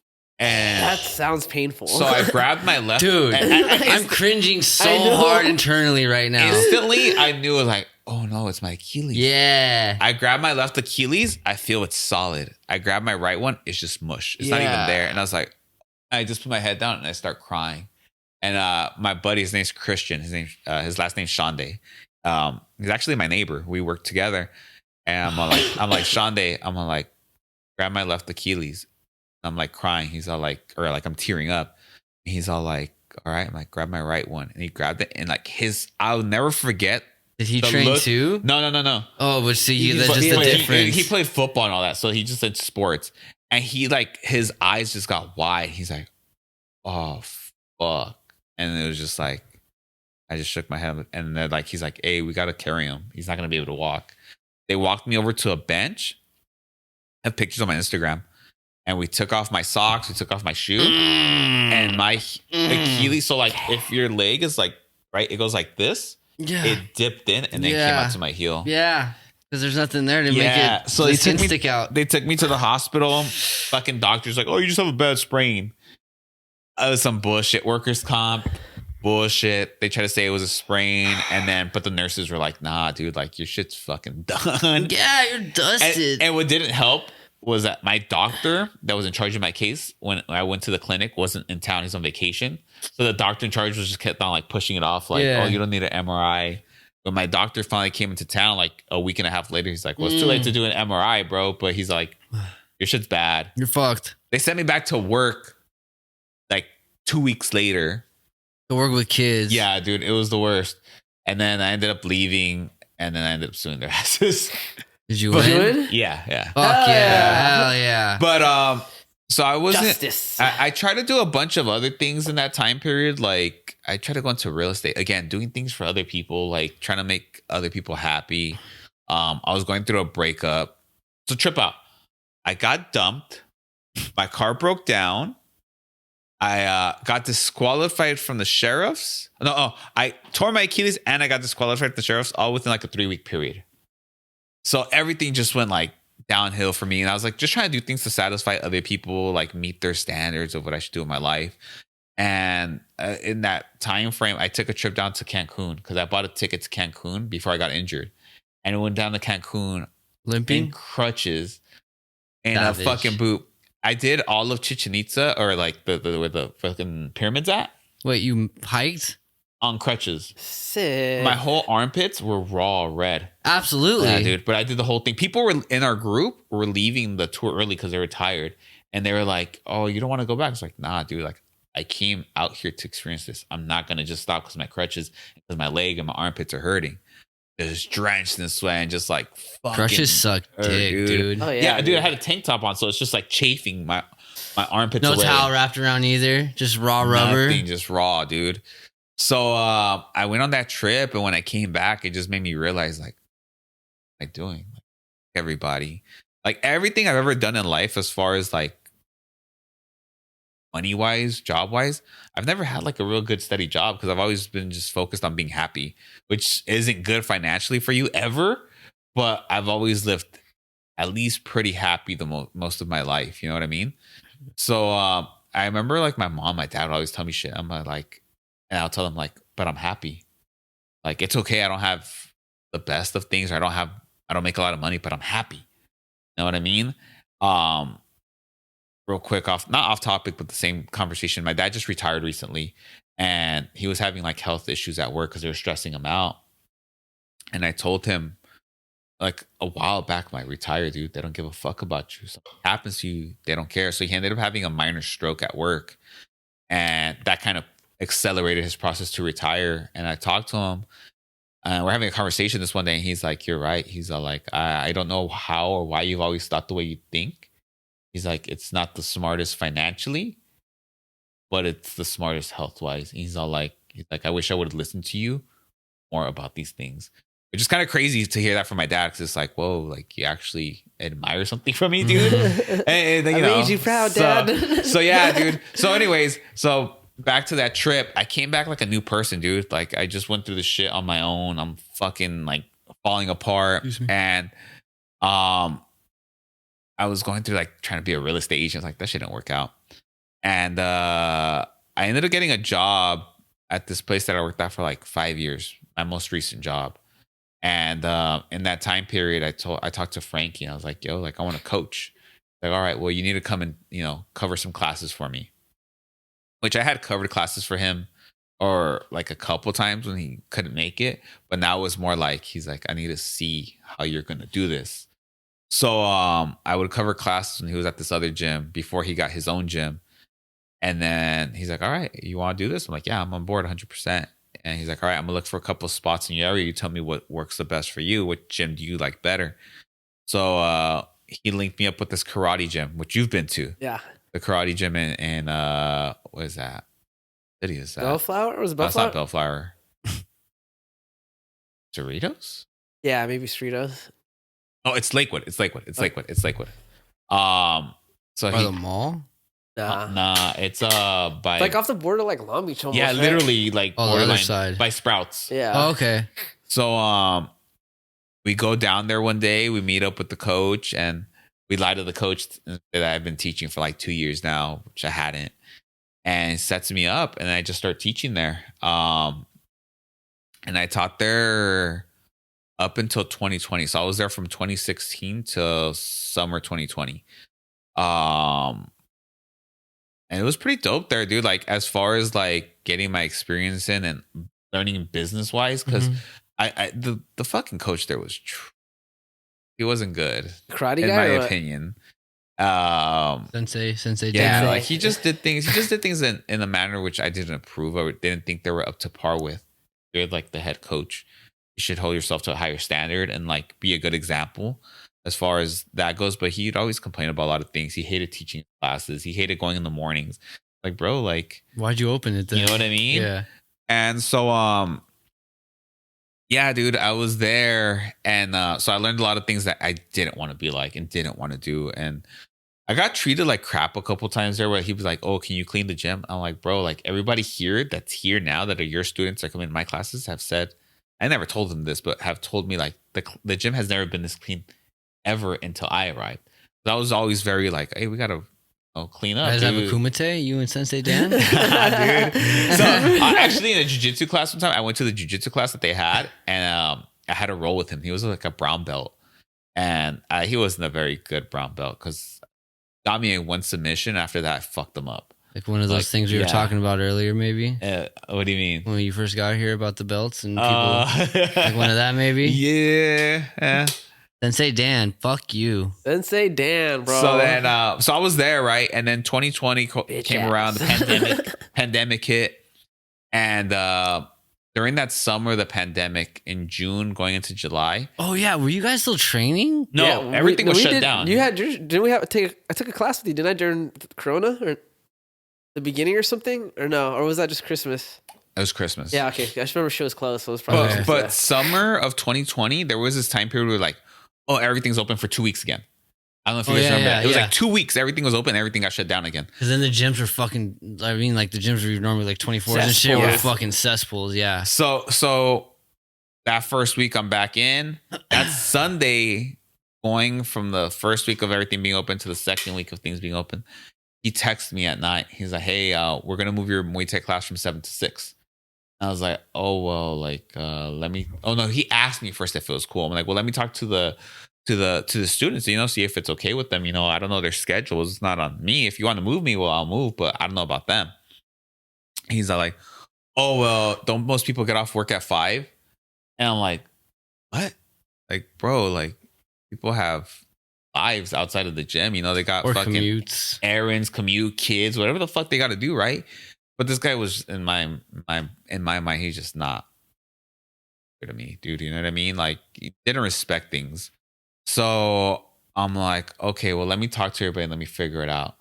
And at the time, me and the mother of my daughter were still together. And I remember looking over her. I'm like, "I'm done." She's like, "What do you mean?" I'm like, "I'm out." Like, "Of what?" I'm like, "The gym." Like, look what he texted me. Like, this is my way out. Like, I've been wanting out for so long. Yeah. I was always just scared. And I was like, this is it. Like, this is my gateway to get out of here.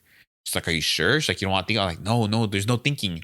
Like, I gotta go now. Like, this is the time I gotta go. And she's like, "Oh, whatever you want to do, I got your back." And she had been pushing me to leave for the long. She's like, "Dude, they're making so much money off of you. Like, just leave. You can do your own thing." Is it a lot of money when you're having classes at someone else's gym?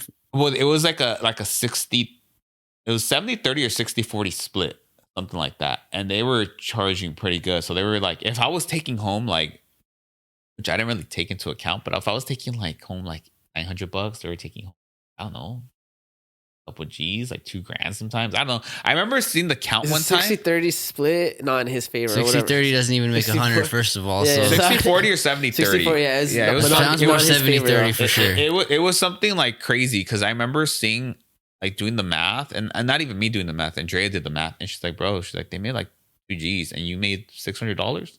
Like, but I was just so like comfortable with it because I had my full-time job and like I'm making extra money. And it's then, your cushion money, basically. Yeah. And then I had privates on top of that, so I was still making even a little bit more extra. So I didn't really think about it. You know what I mean?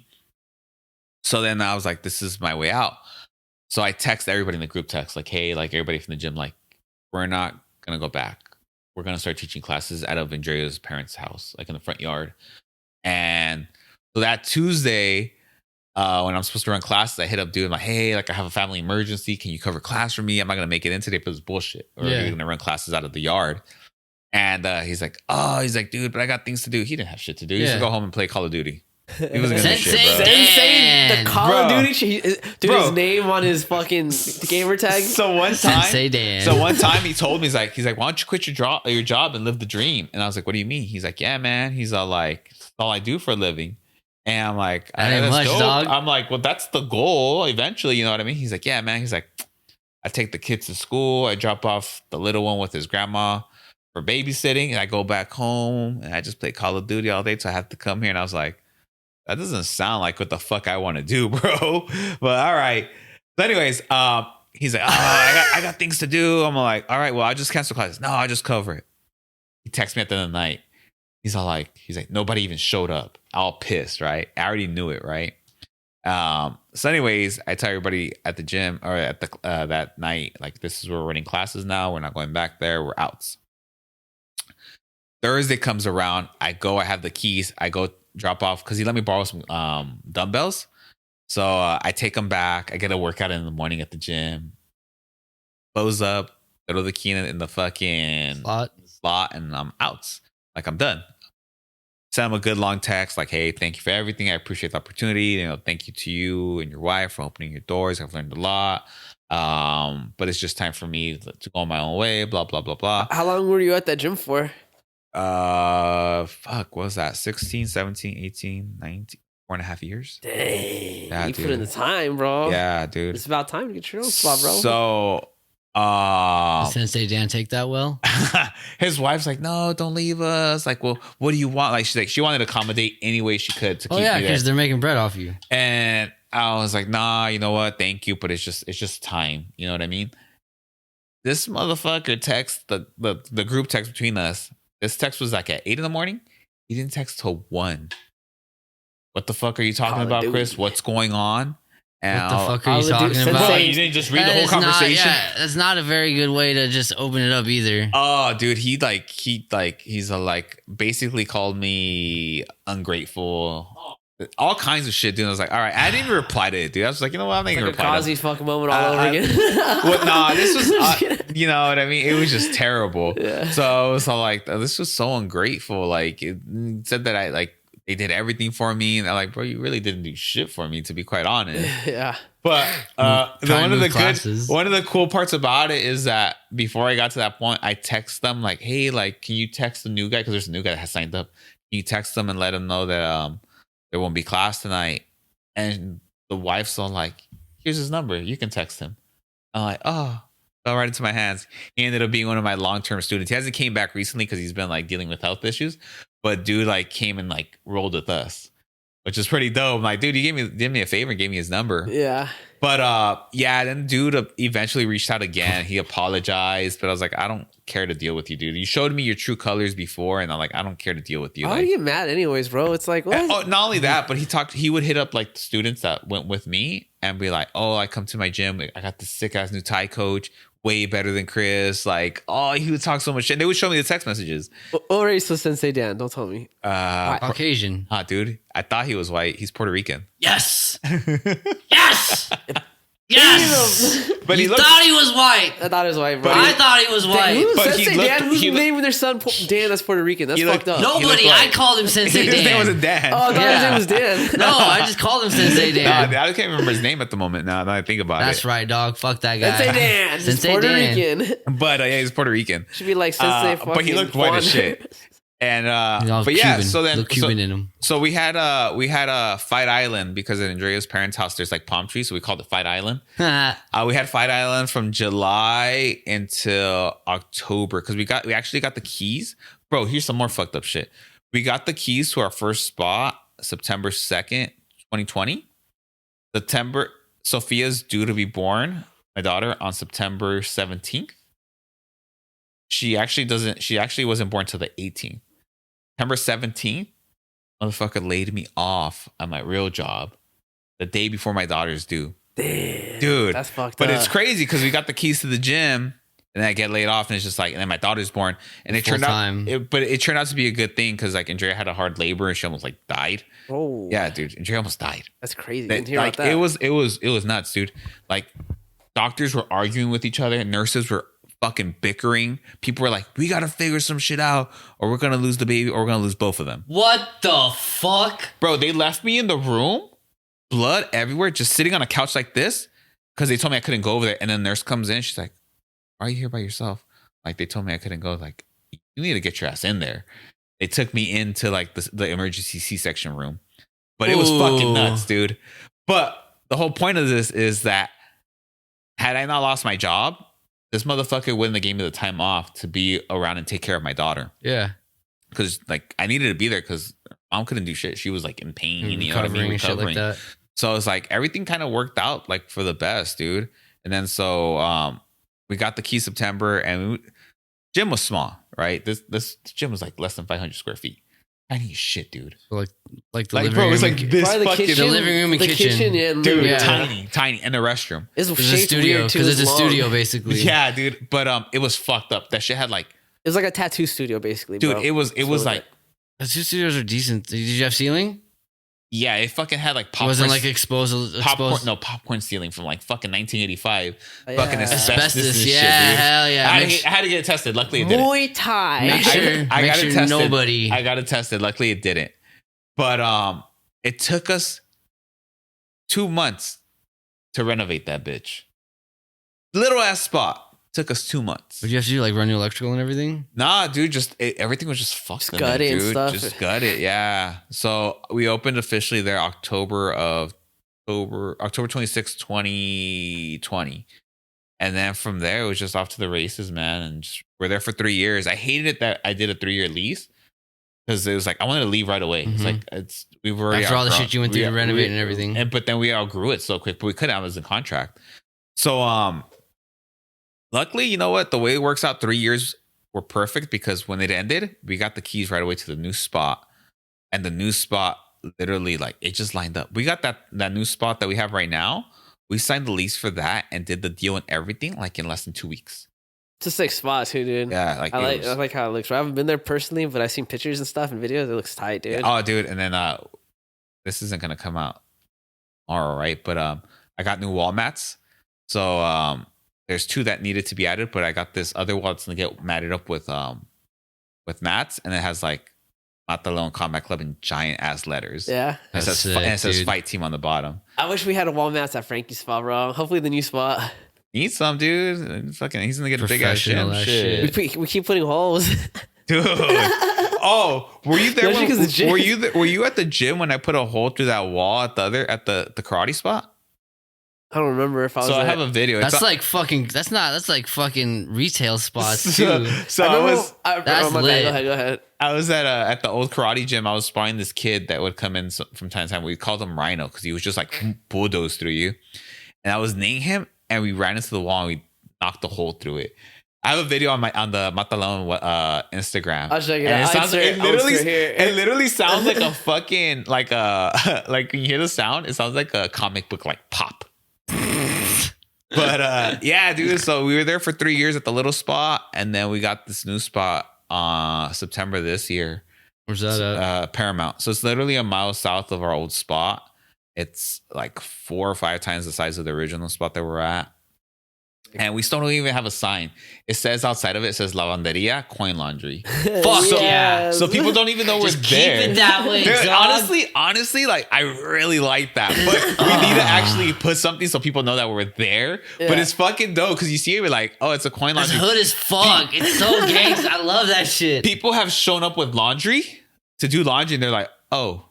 Fuck, it's not some dude just like pops his shirt off, like, yo, can I train too? I'm not looking for a new gym. One guy walked in one day. He's like, he walked in all happy. He's like, looked around. He's like, and I go talk. I'm like, hey, what's up, man? How can I help you? He's all like, not a laundromat, huh? I was like, nah, bro, this laundromat's gone. He's like, got it. He goes outside and closes his trunk and leaves.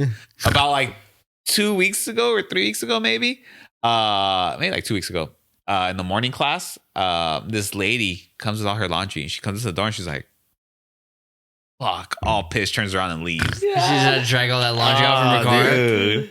So, but it's dope though. Like I like looking at it because it's like, oh, it's just his laundromat. But like, if you pay attention, you see it's like, oh, it's a fucking gym here. Is but this it's like, it's not good. Fight team? Huh? Is this the name of the fight team? It's not good for business, you know, if you don't see a fucking sign. What is grungy and shit story? So we gotta get a sign up. But yeah, this place is dope, man. But I'm already like.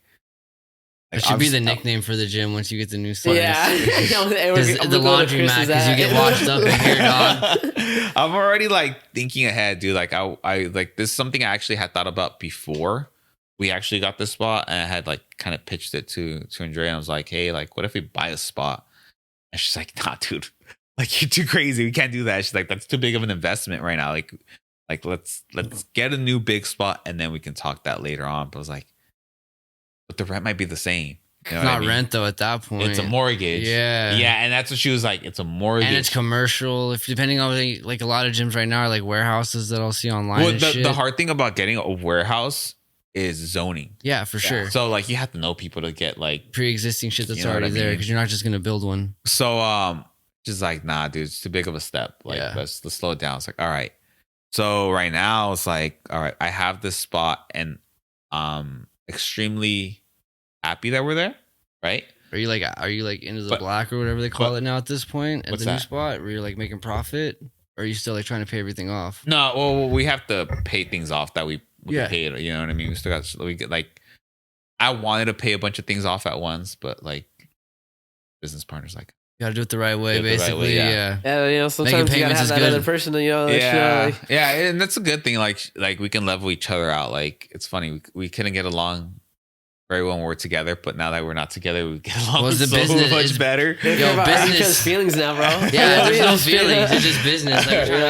But I'm thinking like I'm looking at like because obviously I have neighbors, and it's like my spot's on a little like towards the corner of the plaza, so it's like it's shaped like an L. Yeah, and I'm like in the center. there's 2 businesses next to me. I look at them and it's like, I want your spots. So like that's like kind of where I'm at right now, thinking as well. It's like obviously I want to keep growing the team, but it's like, how can we grow this bigger? Building. You don't have to Yeah. own like if you look at a lot of, I don't know, I watch like a lot of random shit about like economics, money, and all that shit. Like there's no money in owning these days. Yeah, Yeah. I haven't seen that a That lot. was So a good like time. like especially in California, for what's gonna cost you like in that property to like own. The property taxes are fucking nuts. Yeah. Yeah. Everything, dude. Plus just the land Interest values rates are gone crazy so right much now more. too for any type of loan, bro. Yeah. Yeah, that's cool though, bro. That's a big jump, dude. Yeah, it's pretty dope. We actually have a little fitness area now, like bikes and squat Good for you because rack. you're all into that shit, Yeah, bro. dude, Dude, his fuck classes, yeah, dude, his dude. warm ups are like an actual workout, bro. I skip warm up like all the time when I go to his gym. I can skip warm ups at Spider because it's like I've been there for so long. I earned that. Like I mean, I didn't earn it, but it's like no one's gonna say anything, you know, because I'm OG there. When I go to like his gym, I can't do that, bro. It's like it's just So disrespectful. what are warm ups? So like most gyms, like their warm up be like a light jog, like agilities, shit like that, right? Out. That's like the Mount. and maybe some abs. Abs I can do. You know what I mean? Well, I'll do like we'll do like jogging a little bit, and then we'll do like animals, like bear crawls, lunges, shit like that. I fucking hate And you, then dog. and then I'll go into a circuit. It's like a Oh, like a 30-minute workout warm up, circuit, bro. though. Yeah, so Workout like circuit? my Tuesday Thursday classes are an hour and a half long, and I'll do a 30-minute circuit. What's the Or 30 circuit? So like it depends. Like we'll have kettlebells, we'll have jump ropes, we'll have dumbbells. Like I'll have like a whole A circuit. lot of like squat thrusts and shit like that. yeah. A lot of shit like That's that. before you do fucking Muay Thai, bro. And then, Before like- you Yeah, hit no, it pads, sounds before like you it sucks. spar, Yeah. But it something, tightens bro. you up. It We'll tightens have you like up to get hit. the fucking leg bands and shit. You gotta do like jump squats with all those like things like that. Like literally, if you're going to like a You're basically a CrossFit before a fucking Basically, class. yeah, yeah. Nah. It's good for you though, Yeah. dude. That's like the Thai way, bro. That's how the Yeah. Thais train, bro. And then they kick down banana trees and shit like that. True. We could kick like homeless people outside. Make Yo, the neighborhood nicer. You're in Paramount. There's a Yeah. lot of asshole fucking homeless cats out there. Yeah, no, honestly, bro, like right there where I'm at, there isn't. There was more homeless people when I was in Downey, Oh yeah, Downey's trash. dude. But Paramount's Downey, the outskirts of the but- valley. That spot you But- were at too, though, was like huh? that spot you were at too, though. The gym, dude. You're talking about the gym at Downey, or Yeah, the Downey one. yeah, that was a rough spot, bro. Yeah, because it's on the outskirts of Downey. It was like in Main Downey, so it was like in the poor side where they neglect the fuck out of it. Was that like Imperial? Yeah, Like by the courthouse? yeah, yeah, exactly. Yeah, Hey, Hollydale. yeah that's right there. Hollydale, That's where I live. Hey, we should go. You down, bro? What? To Hollydale? I heard they do trainings and shit in there now. Wait, what? Oh, Like and police the training? crazy house or the Yeah, we've been there. yeah they shut that shit down though. Been It's shut been down. shut down. Yeah, I used to go there when I was like 10, 11 at night. Oh yeah, we Yeah, did used to go in too. there. We always I'm sneak in there. weird, We've snuck in there like 4. You and me have done it like twice. Yeah, we went like late though. Very late. We go Now like 2 it's a in the lot morning. harder. We Now go it's like- all now gated. it's way harder. It's all gated gated off up to the street. We gotta like hop you- some fences, bro. You guys down When or I would what? go, it wasn't gated up at all. No, we parked into Yeah. it. Like there were just random gates open Yeah. when we pulled There was up. there's one gate I think that we had to hop. No, right, we or parked Mark's car into one gate and then literally had to hop walked another one, did we? across. Or No, no? we didn't hop a gate. How old were you guys when this happened? Fucking High school? 15, 16. Yeah. We were. I was like sophomore year because we had just started smoking weed. So Tough. what's that like? 2008, 2009? 2007. Yeah. Okay, 2007, I say. so I was going in there in 2001 Ooh. when I was like 11. That's when they sell like ammunition and shit in there. Oh, bro, this is when you can walk through all that area like nothing. But the cops would get mad because we used to go skate there. And if Oh, you- it wasn't even fenced off. no, nothing. You used to there was bro. Yo. We used to take wood in there and people would like build ramps in there. We used to skate the Sick. fuck out of it. You could go all the way to the top roof, like the roof of the whole thing. Yeah, That's so tight. So, I wish. there was a couple times we were kids. We were like 6th graders, and it was like 6th, 7th, and 8th graders, and we'd like mob like 20 deep and break into the library, into the Would auditorium. it ever feel weird? It was scary as fuck, dude. Okay, just had to was- get that out there because it- we had some weird shit happen too. Oh, okay. So there was this one time we went during the day. We were skating, and we went up to like 3rd floor or something like that. I forget what floor it was, but there was this door, and it was open, and on top of it they wrote the 666 room. Welcome to Sick. hell. And fucking crazy, dude. This is like noon, 1 p.m., 2 p.m. Sun's out bright. Dark as fuck in there. Couldn't see shit. And like you walked in, you'd be like, whoa, it's way too dark. Like we'd be scared. Yeah. And the furthest we ever got in, if the door is like that, the furthest we got in is to maybe like where Mo's at. So I'm about 4 feet away from him, 5 feet. Dude, No, you're like 10 feet away from 10 the feet door. from the door. Yeah. Oh, from the Yeah, from the that door. door. Okay, yeah, gotcha, It was gotcha. scary, dude. It's like, nah, fuck this. Get the fuck out of here. We'd see like remains of like animals that were sacrificed. Yeah, Bro, dude. yeah, when we went The in, dude, first room.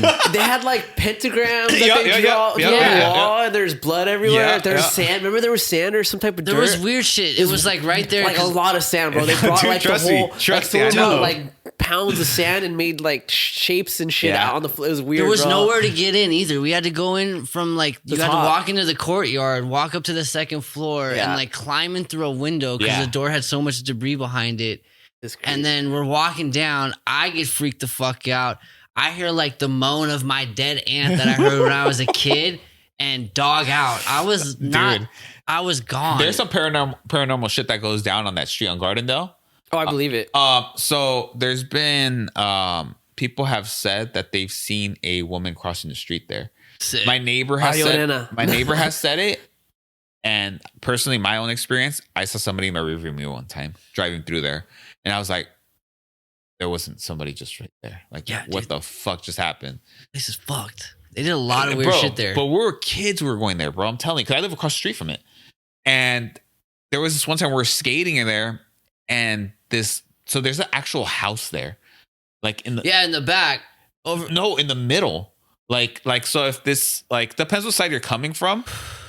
I remember there was like There's the barracks or barracks, something. there's yeah. barracks, there's mad like- barracks. yeah, I remember the barracks. There's house. there's there was a house. Remember in the parking lot we parked in?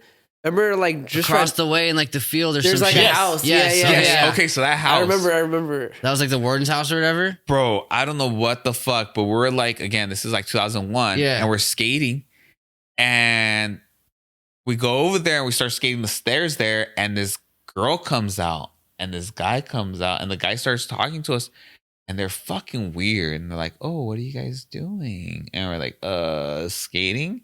You You do guys, it. you guys want to hang out with us? And we're like, no. And they were grown to us, at least. We thought maybe if I'm looking back at it now, they're probably like in their mid 20s, maybe late 20s.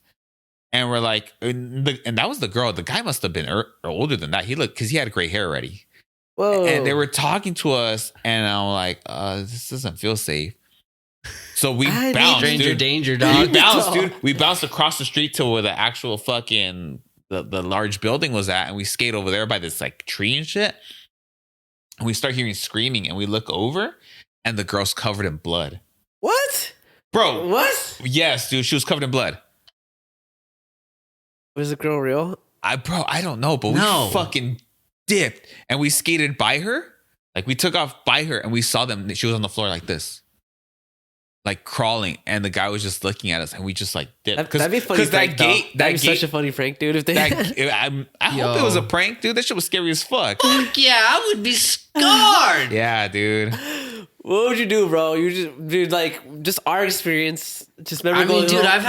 I've had like other experiences with like weird shit too, and it's like not that. That's just That's Yeah. whack as fuck. Yeah, The- it was weird, so dude. crazy, dude. And that we just dipped because you could like skate out to the main street to our like the neighborhood, and we Yeah. lived across the street. So before it's they like, put that big ass fence there. no, the fence was always there. It was just not always locked. Got you. It used to be open. Like you could like commute through there like nothing. They like it. What happened is a lot of people would break in. Yeah. Like so. Bums and all that shit. So too. something else that happened is my friends that I used to go with, one of my best friends, R.I.P.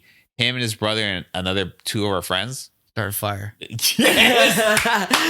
Yes. Called it. Yes. So these fuckers got in trouble for like arson and shit. Basically, Yeah. we were like Damn. 12 or 13, and then like a lot of that shit started getting like fucking closed down. Like Dude. we lost a lot of access to it. Yeah, when we went there, everything was boarded up. Fucking debris in front of doors. Fucking made it downstairs. Heard some pipes fall. Dogged the fuck out. Then realized he forgot one of his headlamps or some shit that was like $30 that would have got him yelled at by his mom or dad. One of the two. So we're like, all right, bet, let's go back in there real quick. We go walking back, cut around the corner to go where the courtyard is, and there's like the staircase that goes up to where it was. And there's like a fucking Bigger. Doberman-sized I would say figure, bro. Doberman-sized figure. Like it looked like a dog to me. I was like, what the Weird, fuck's that? but we were downstairs. This thing chased us from downstairs. There's no electricity. We were like deep in there, bro. We're deep in We there, went bro. into the second. We were down by the chow hall because I remember seeing like kitchen stuff in that main big ass building right off of the street. You go down from the courthouse. We were in that part for sure. And then the pipes fell. We dogged the fuck out. Yeah, some pipes fell. I remember that shit, bro. Dude. It was so crazy, bro. We recorded it. I wish I had videos of all like the shit. Well, Well, adventures there. But It wouldn't have mattered maybe because when we left, we were like, we're freaking the fuck out. Like this is scary. This is shit going on. And then we get back to my pad or something. We're parked in like guest parking and we pull out the camera and like nothing. it was the footage before or during it was deleted, but before and after, because we took footage before. Like when we got there, we were drinking in the car.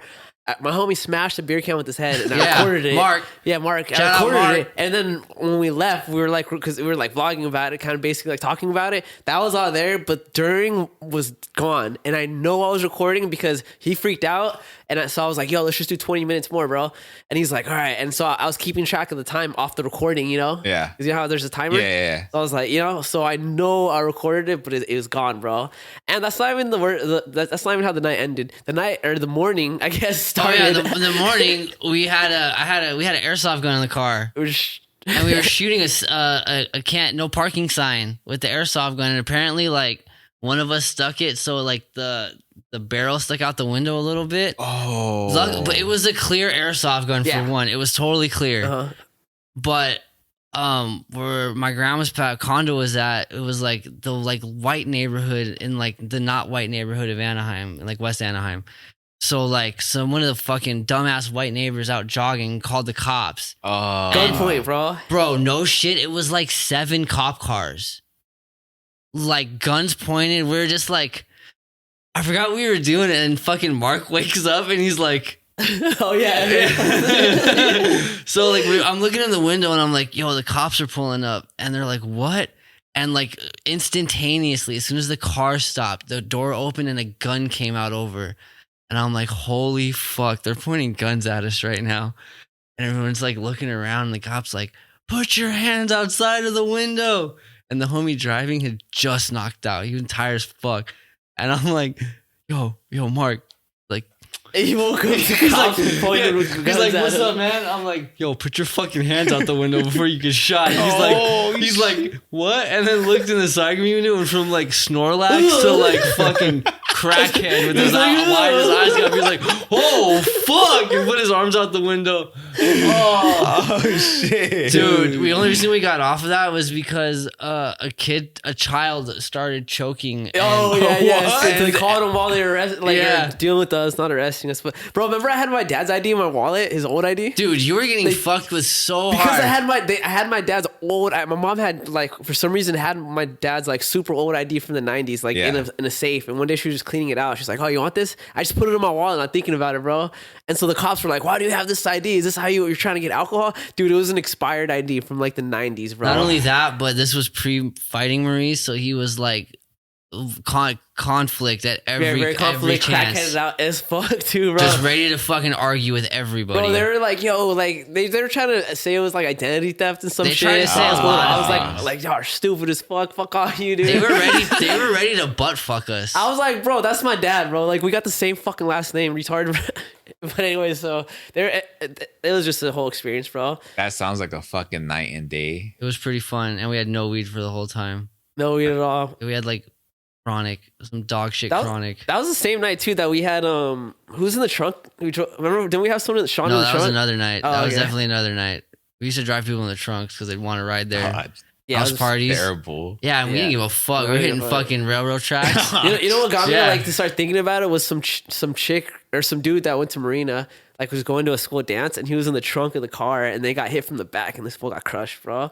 And then I was like, man, I don't think we should do this anymore, dude. You know what? I never even thought about that till right now. Oh fuck. Yeah, because fucking my dad lived in Westminster, so Yeah. like people knew that kid and shit where my dad lived. They told me about it, and I was like, oh, we do that shit all the time. We did so many sketchy shit, like sketchy drives as kids. Like you're Oh, like yeah. 10 deep in a car, or Oh, like yeah. people that had SUVs, like you're like way in the back and they're like driving like maniacs. You just slamming Yeah. everywhere. Not only Do you that, but remember- nobody's thinking about like top weight in an SUV either. Like this thing No, can flip dude. super easily too. One of my buddies had a Ford Explorer, like a Oh. 2004. Nope, that's like one. And we were in South Central, like going into the freeway, and it was like this like turnaround. Yeah, Fucker was like taking this shit like at 70 miles per hour. That's probably exaggerating, but he was taking it way too fast. you can feel the dip when you're going to the turn. Oh my god! I was like, I could feel like my fucking soul leaving my body. Like, this is where I'm gonna die. It's a roller coaster feeling at that point, dog. Dude. Elevated like that in an SUV. Jesus. Woo. Yeah. Fucking wild shit. But okay, so tell me about this Doberman thing that chased you guys. Oh yeah, so like I went back for the light, or I mean, yeah, for the flashlight, and it just there like we got to the beginning of the stairs, and there's this like dog looking thing that just like I saw it and I got scared, and then so we ran. You're the only one that saw it? Me and my homie Matt. Matt came with me. I don't remember if he came or not, but my homie Matt came with me to go grab it. No, low key though, I was kind of also curious to see what was chasing us. Bro. But it's weird though because let's say it was a dog or whatever, dude. It was like whatever chased us like was in the kitchen of the institution, right? The building. Yeah. So we had made our like the kitchen's like in the middle of the building, bro. Yeah, So we had yeah. made all our way. We were like literally already about to. What time was it? Dude, it was like 3 or 4 in the morning. We got there at 2 because we were like, let's go during ghost time. The you know? witch's hour, bro. We were ready, bro. You're an animal. But this thing, like, there's no light. This thing there, and then like to get out, bro. There's this like wall that you have to hop. That's Yeah. like, I mean, I guess a dog could if it really wanted to, bro. But it's like, Yeah, bro. it was like It's a little hairy. there's glass on the floor everywhere too, bro. I don't know. I think you saw something, bro, and I don't think it was a dog. I originally thought it was a bum that was sleeping in there, and then he dropped something, and that's what scared us. And you know what's crazy though is you know how they tell you when the temperature drops, that means there's like a spirit around. Yeah. So when we got downstairs, I remember I was seeing my breath, and I was like, "Oh, it's cold," and I was like, "You know what that means?" Oh, dude. Like, I'm like, my fucking brain is tingling right now at the thought. Bro, I got this all on video. I recorded it and it was gone. That shit tripped me out. I mean, but it happens. Sometimes you record shit and for some reason it doesn't save. It does happen, you know? But what are the odds? Yeah. What are the odds? I'm telling you, there's a lot of paranormal shit there, bro. Like, I've experienced it myself there. Like just freaky shit. Like, I'm telling you, I was there like when I was a kid, and we'd be there like not that fucking late, but like 10, 11 p.m. Yeah. Maybe midnight. And we'd be in there and we'd be like, we're all like with each other, right? So how the fuck did we just hear he's over there? Like, what the fuck's like, there's something banging over here. Like, or like you'd see shit, you'd see some shadows and you're like, oh, and then seeing shadows during the day. During the day, you'd see shit and be like, oh, fuck. Like, you know what I mean? And then we'd do like shit like, hey, like, you're not down to go over here. And it's like, but okay, I guess I'll do it. You know, it's that Jackass era too, so Yeah. we're down to be in there and shit. Yeah. So we hit I think at least 2 hours. I can't see from all the way back here. 2:15? Yeah. By quick. Anything else you want to tell us, bro? Got Got a fight coming up? Oh shit, yeah, I got a what's fight up? coming up January 6th, Long Beach at the Thunder Studios on like Del Amo, across from like Del Amo Swap Me, I think. Is there a flyer for it? Huh? Is there a flyer for it? Yeah, Is it? yeah. Oh, it's already? There is. Yeah, I Sick. have one. It's on my Instagram. Oh, tight. All right, so Uh, it'll be I'll posted on my post face. it. I got tickets. Tickets are $50. Pick them up at the gym. Well, it's probably Hit gonna be me done. up. You probably For sure, already so gonna fight by the time well, maybe not though. January. No, I think I get tickets. Instagram. Instagram. Ways to contact. Matalon Combat Club. Check out his gym. Yeah, come down to my gym, Paramount, California, 8111 Suite E, Rosecrans Avenue. That's how new it is. Coin Laundry. That's Shit. how new it is, baby. Get washed up. Come see my dog. Get washed up. Yeah, that's pretty much it. I don't know what else I got to add to it, man. Thank you for having me again. Last time was kind of rough, Hectic with my daughter here. So make sure you're in the clips of her being crazy in here. Yo, that'd be lit just to open it with that. Not with that. He was but like shaking the camera. Yeah. and stuff, bro. that'd be lit. And low key though, I felt bad because he was like kind of like, "Hey, stop!" And I felt bad. I was like, "I don't want to get her in trouble, bro." Dude, she's a mess. She has good energy. She though. found every lighter in my house. Good for her, dog. Lighters that I hadn't seen since I moved in, bro. That's tight because Straight up, I was like, "Where'd you find this lighter, bro?" there was like a couple months coming here where We had we'd one have to lighter. share. Bro, a lighter. there was one of your videos that I watched, one of your podcasts that I watched, and I'm not sure if it was with you or who else, but you're like, Where's my lighter? I just had a lighter.